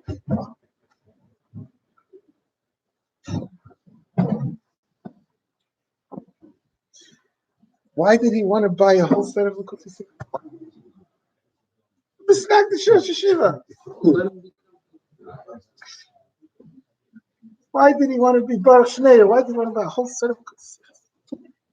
He said, he explained like this. You hear men, listen, think with the intellectual part of you. There's the skeptic, and listen to like a skeptic. Listen to myself. He said like this. He said for 20 years, I think it was 20 years. I mean, it was 14 or something. Whatever it is. So the number might be a little bit changeable. I don't remember exactly now. He said, let's say 20. It was for 20 years. I'm learning this sugya. It was a certain sugya in Shabbos about. For 20 years, I'm learning this sugya. He said, and every year, I learn it deeper. So after 20 years, he got such a depth in that sugya. He's learning it deeper and deeper and deeper. And then he got the Likras Shabbos after all those years. And he says, and I see where I left off. After that's where the Rebbe starts. And the Rebbe takes it from there. He said, if that's the case, I need to buy the set of Likutei. You understand what this guy said? He's not buying a set of Likutei Sichos because he wants to be a Lubavitcher. He remained a Misnag the Rosh Hashiva. What? Maybe eventually became a Lubavitcher. What? Undercover Lubavitcher. But he saw that this is the best sefer, just like someone buys. This sefer it picks up where he left off. You have to learn a sikha, not because they say the sikha is to give you ice cream and nuggets. I don't know, what are the nuggets? What are they give you? What falafel bar? What are they give you? Waffles.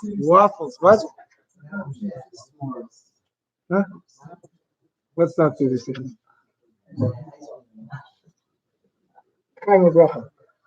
Chaim, you're the Benashe, you should be a real chassid and make everyone around you become real chassidim, and it should spread to the whole world. It should be a vessel for chassidish shalila, for godliness.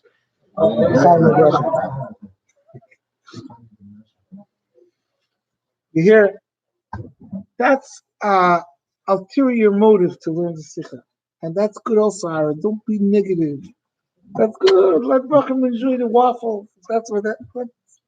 I want to tell you a story. You said L'chaim, Aaron, 4 times? Say L'chaim. Say L'chaim. Get the Nefesh of Bahamas. Get the Nefesh of Bahamas so drunk that he'll love every Jew. He's not going to be disturbed by whatever anyone else does. Don't be chilled out.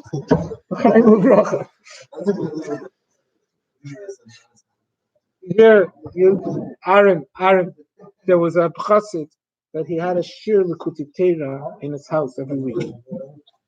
A chassid of the Mittel Rebbe, and then once I heard it was perfect. I'm not whichever. Every story has 10 versions. He had a shir l'kuti Torah, and by the shir l'kuti Torah, he used to serve med. You know what med is? Yeah, med is like mead, maybe. I don't know. It spells mead. I think it's pronounced med. In Yiddish, it's pronounced med. Maybe in English, it's pronounced med. What? It's like punch with some alcohol. I think that's what it. That is like, and really, that's what beer is. Beer is punch. Beer is punch with some alcohol. What? I don't know. I heard of Heinemann. Yeah, he's a bigger Rav in Baltimore.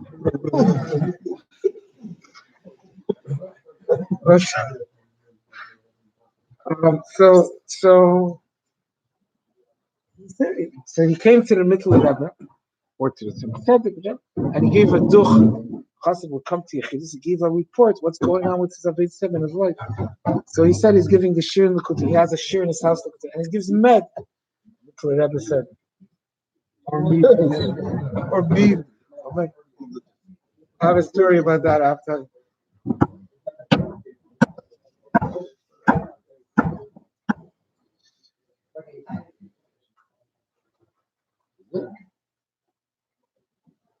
Just don't argue with the Pittsburgh about English.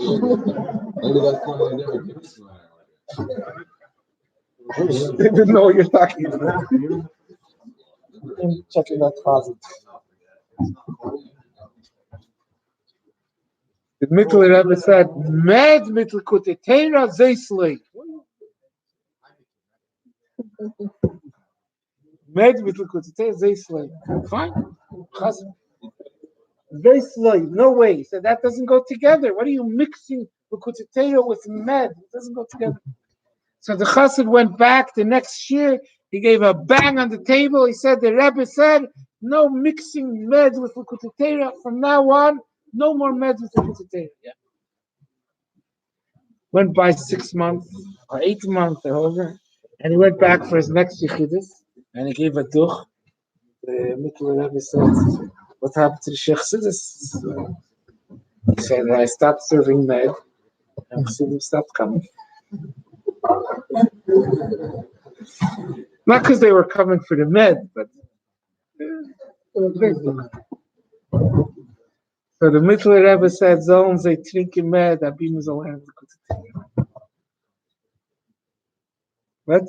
Yeah. I want to add even to the story, but before I add to the story itself is also. You understand the story? Let them eat waffles. Let them have milchig ice cream. I'll be learning a sikha, learning a word from that, learning Yanikul Mashiach. Because really, a chassid is learning it because he cares about the Eibishter. He's not learning it for the waffles. That's what I said before. Everyone could find better waffles than we could serve them in yeshiva.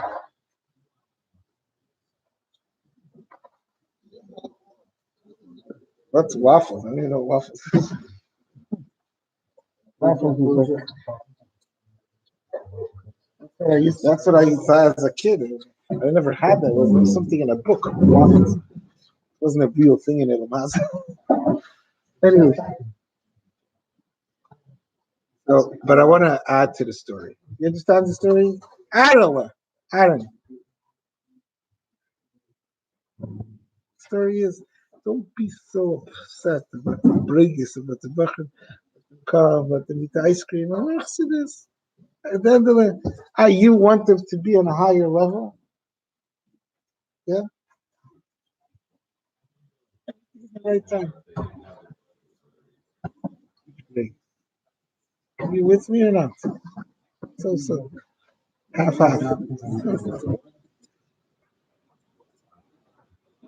Okay. What are you bringing? No, I know. I'm talking to you. Chocolate chips. Chocolate chips. If that's what you like, I would have brought you loads of them. They change every year. The Rebbe had a mask. Moshe Leib Rothstein. Arla, you're finished. I'm waiting a whole night. I want to scream at you. My whole life, I'm waiting one time to really survey. What? Defend. What did I want to tell you? I forget. I know. That's what I want to tell Aaron. What did I want to tell Baruch? Yeah. Whatever. What? Let me tell you. So they suffered the Mises. So why did the Mittler Rebbe? Were you with us, Mendel? The Mittler Rebbe said first not to serve the beer by the meds, whatever it is, by with the Torah, and then they stopped coming to the shir. So the Mittler Rebbe didn't know his chassidim. He didn't know they're going to stop coming to the shir. A Rebbe knows his chassidim better than they know themselves. We want to know what to do. We ask the Rebbe. Ask the Rebbe. He knows. Why did he tell him no med with Likutei Torah? And then after a few months, and then he said, okay, is that the question? It's very, very hard. No? The teretz is l'cheira that you have to know as med mit Likutei Torah geht nicht. Like you say, doesn't go together. And nevertheless, if that's the way that there's going to be more learning chassidus, if that's going to be the way more bachrim are going to come to say their sichas because they have the chocolate chips, if that's going to be the way that there's going to be more guys learning in Yanikul Mashiach, so let them have the ice cream. So, but you can't melchatchila tell them to have the ice cream. First, they have to know that be'etzem take das nicht. Be'etzem chassidus means you're connecting with the Eibishter, you're detaching yourself from your grubkeit, from your nefesh habahamis, from the behemoth that's dwelling within you. And then if that's the only, and then you know, Afal became, after saying that, and after knowing that, and after registering that, as the Mittler Rebbe, but if the only way to learn Chassidus is with a bowl of sushi, and with a plate of chocolate chips, and with waffles, right? With the waffles, right? The Iker is the bottom line. There was a Chaim. Chaim of Bracha Bachrim. Where's Arla? Arla. We have to all start becoming better. We have to learn Chassidus. We have to appreciate what we are and what we have. Learn Chassidus, daven, Bachrim. There was a argument. Let's sing a niggun. Let me tell you one more word, because we have to daven Ma'ariv. I'll tell you one more word. We'll daven Ma'ariv, and we're going to change. What time is Chassidus? Aaron says we have to have Ma'ariv before Chassidus, so he has no time Chassidus. Good, but the Avil became L'chaim. We have to drink mad and learn Chassidus and learn Sichos and learn Yonah Mashiach, and the Nefesh HaBahamis should join along and be happy and be excited together. L'chaim.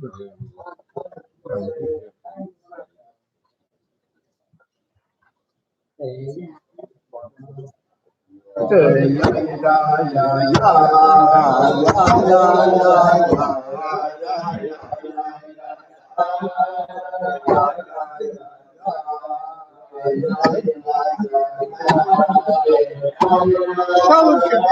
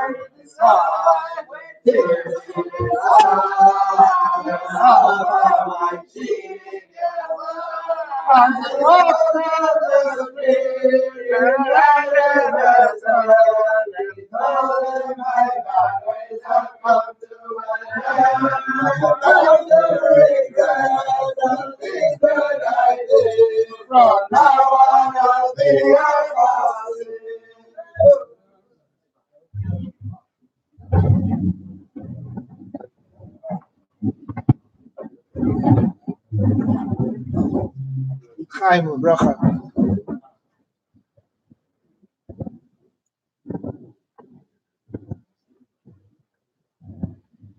This hat has one more thing in its life. I have already a new hat. I was saving it for the chasna. What? What? I did? Why did it stop?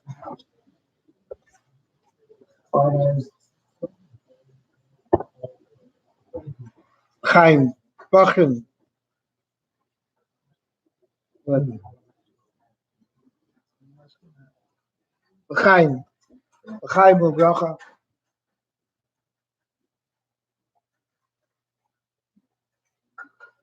You have to know, as Merkenim does to us, every chassid, every tamim, main tas do us the kechet. You're you're able to have an enjoyment in what Chassidus is all about, an enjoyment in learning Torah and davening. As is nicht genug was mishreit. It's not enough that when you speak to Misnagid, you scream, Ein Elikim b'chol ha'aretz elu b'Yisrael. Like Naaman scream, look at all the nisim we see. What are you, crazy? You don't know that everything is Elikos, that everything is Lubavitch, that everything is the Rebbe. But as soon as I come to base remain, as soon as I come to my business, my Avodah Zarah, that's Tegnish. It has to be for me that because I say Ein Elikim, so therefore I'm going to throw myself into it. That nothing else is Negeya Vatsacharain in learning Nigla, in learning Ablat Gemara, in learning Atesvis.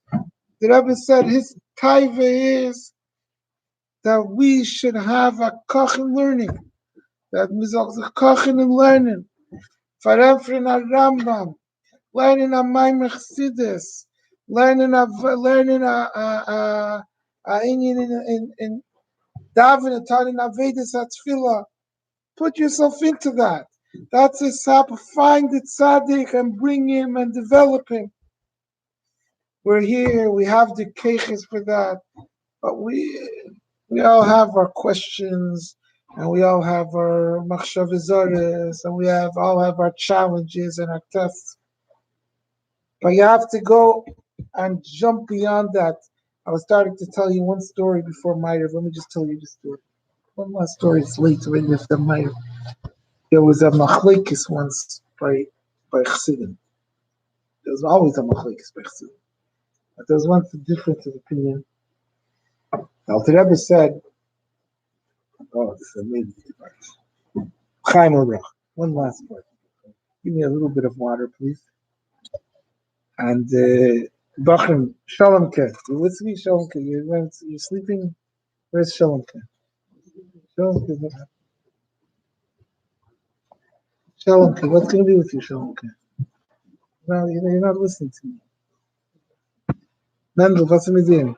Du sagst es Chaim. Chaim Orach. What? What? I count the toes and the fingers. Oh, here. I see. I only see myself. Every time I look, I see myself. Listen. Let me tell you this one story. Shalom Ke. What's going to be with you, Shalom Ke? Shalom Ke not cracking through its shell. Yeah, nutcracker. Shalom Ke b'chaim. Chaim.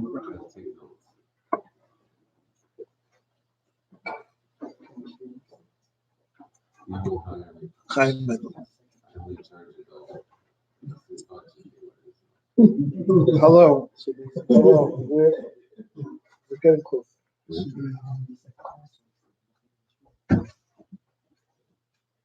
So there was Alter Rebbe said, here Mendel. Alter Rebbe said, there was halton mein Klamke that nicht sterben an Schuh.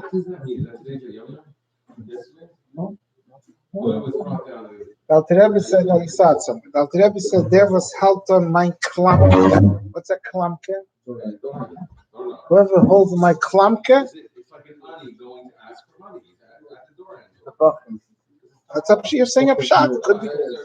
Listen, he said, whoever holds my Klamke is not going to die. So there was a question by Chassidim. What's the Alter Rebbe's Klamke? Mendel, you hear? What does it mean? Someone who holds the Alter Rebbe's doorknob is not going to die without sugar. What does it mean? What's the Alter Rebbe's doorknob? So there was differences of opinion. So there was one opinion. They said from the Alter Chassidim at the time. They said, "What is the Alter Rebbe's doorknob? What is it?" They said that means someone who learns the Alter Rebbe's Chassidus, Alter Rebbe's Torah. Learn the Kuti Torah. That's the Alter Rebbe's doorknob. Then you're not going to die without sugar. There was a second opinion. Other older Chassidim then. They said, "What's the Alter Rebbe's Klamke?" They said it means davening nusachari, following the way. Davening nusachari is the ways of the Alter Rebbe. Then you're not going to die without Shem. Those are two opinions. And then there was a Jew who lived in the times of Alter Rebbe, who lived in Lyozhna, the city of the village of Alter Rebbe, and he was a Jew who was a what we call today a Frayid. And he was a cynic, like it could be a Fruma, you'd also be a cynic. He was a cynic. You know what a cynic is? Mendel, you know what a cynic is? He lacht van all. So he would always say, and he was a cynic from a chassid who knows everything. Those are the worst cynics, because they know everything and they laugh at him. And he would always say, I'm never going to die without tshuva, because the Alter Rebbe said there was Halzan Klamke. And he types it like this. I held the Alter Rebbe's, I was once did a job in the Alter Rebbe's house, and he held the Alter Rebbe's doorknob, literally. Back in the day without tshuva, I held the Alter Rebbe's klamke. Yeah, he made a whole joke out of the whole verse. This person, this Friday, so-called, was once in shul, and he had yard site. Yard site is home. He had yard site, so he had to get an aliyah. He had yard site. They called him to the Sefer Torah because he had to get an aliyah because he had yard site. He went to the Sefer Torah. He said, Baruch Hu es Hashem HaMaveirach. After he said, Baruch Hu es Hashem HaMaveirach, standing by the Sefer Torah, this sluts. He said, Baruch Hu es Hashem HaMaveirach, and he started to cry. Such hysterical crying, such soulful crying, such demois sholish, such heartfelt crying, that he couldn't continue the brachas. He just stood there and he cried. B'hishtapchas hanefesh. The rest of the people want to go home and eat choked. So they took him and they have to go on. He couldn't continue. And they moved him away from the Sefer Torah to the bench to the side, and they brought someone else to continue the aliyah. And he stood by the bench on the side of the shul, and he cried with his whole neshama and nefesh ruach neshama, and he cried until he died. Till yotze nishmas. And everyone saw how he died with a tshuva, with a true tshuva. And they said from him that it's literally also Mahaltan the Alter Rebbe's klamke. He did it only in the most literal thing. He didn't daven a sechavi because he didn't daven. He didn't daven a different nesach, but he didn't daven a sechavi. He didn't daven anytime. He never davened any nesach.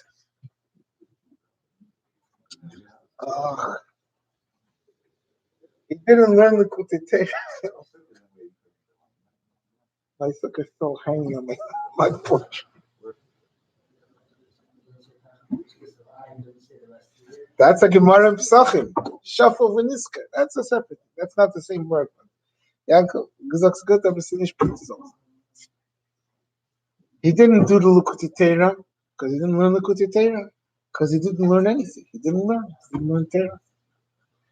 He held once the Alter Rebbe's klamke begashmis, and he made fun of it, and he made a joke out of it, and at the end, he died with tshuva. He died with crying from his depths of his neshama. Yeah, also, but he held. Could be, but he held up. So Chassidim said all three are true. All three are true. First of all, I want to tell you, what does this have to do with us? This is really a testimonial for me. What? No, Chapshat. The Rebbe Pshat, but this guy was Kipshut. Listen, what's the point of this? There's another thing that says you don't die without Shiva. Mendel, what else don't you die without Shiva? What else don't you die? The kasha of Timchat Mimim. The kasha of what does the kasha of Timchat Mimim mean? What? What's the kash of Timchit? The same three pshatim. The kash of Timchit Mimim could be the chassidus of Timchit Mimim. The kash of Timchit Mimim could be the dark chassidus of Timchit Mimim, the minhagim of Timchit Mimim, the nusachari of Timchit Mimim, the skafia and the sapch of Timchit Mimim. And the kash of Timchit Mimim is like the story shows us. Mendel, you're here. You're in the Dalramas of Timchit Mimim. You're never going to get away from this. This is going to control you. You might as well give into it and throw yourself into Chassidus. Live with it. I was a bacher in Alitera, in Tafshin Mem Zayin, and we used to go Matzah Shabbos on the time. Matzah Shabbos, they used to get a bus and they dropped off 8 bachrim on every corner of Ocean Parkway, and they went to 4 buildings, 2 guys to the top and 2 guys to the bottom, and if they bumped into each other, they knew we finished the building. And what? Oh yeah? So we used to go. It was amazing. It was amazing. You went to Russian houses. You sold them. Isis in the Sefer Torah. You told them to check their mezuzahs. You told them to check to send their kids to cheder.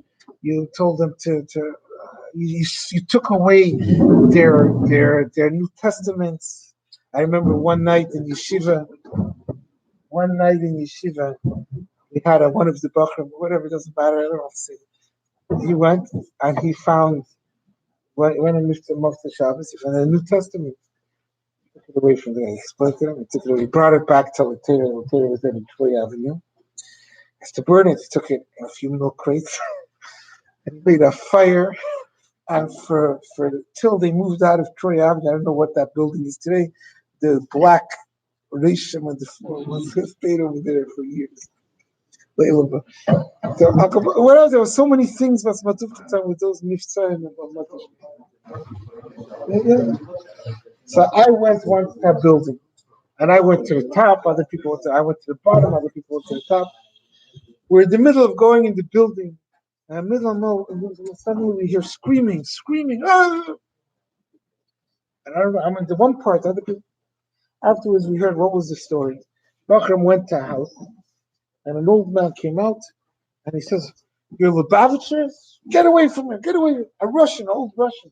First of all, Russians love Lubavitchers because they're only ones who speak their language.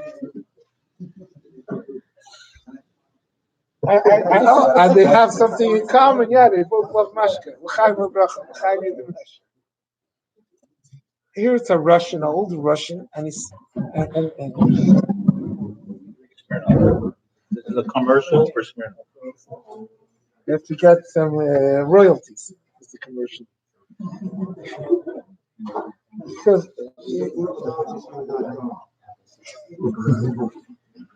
here,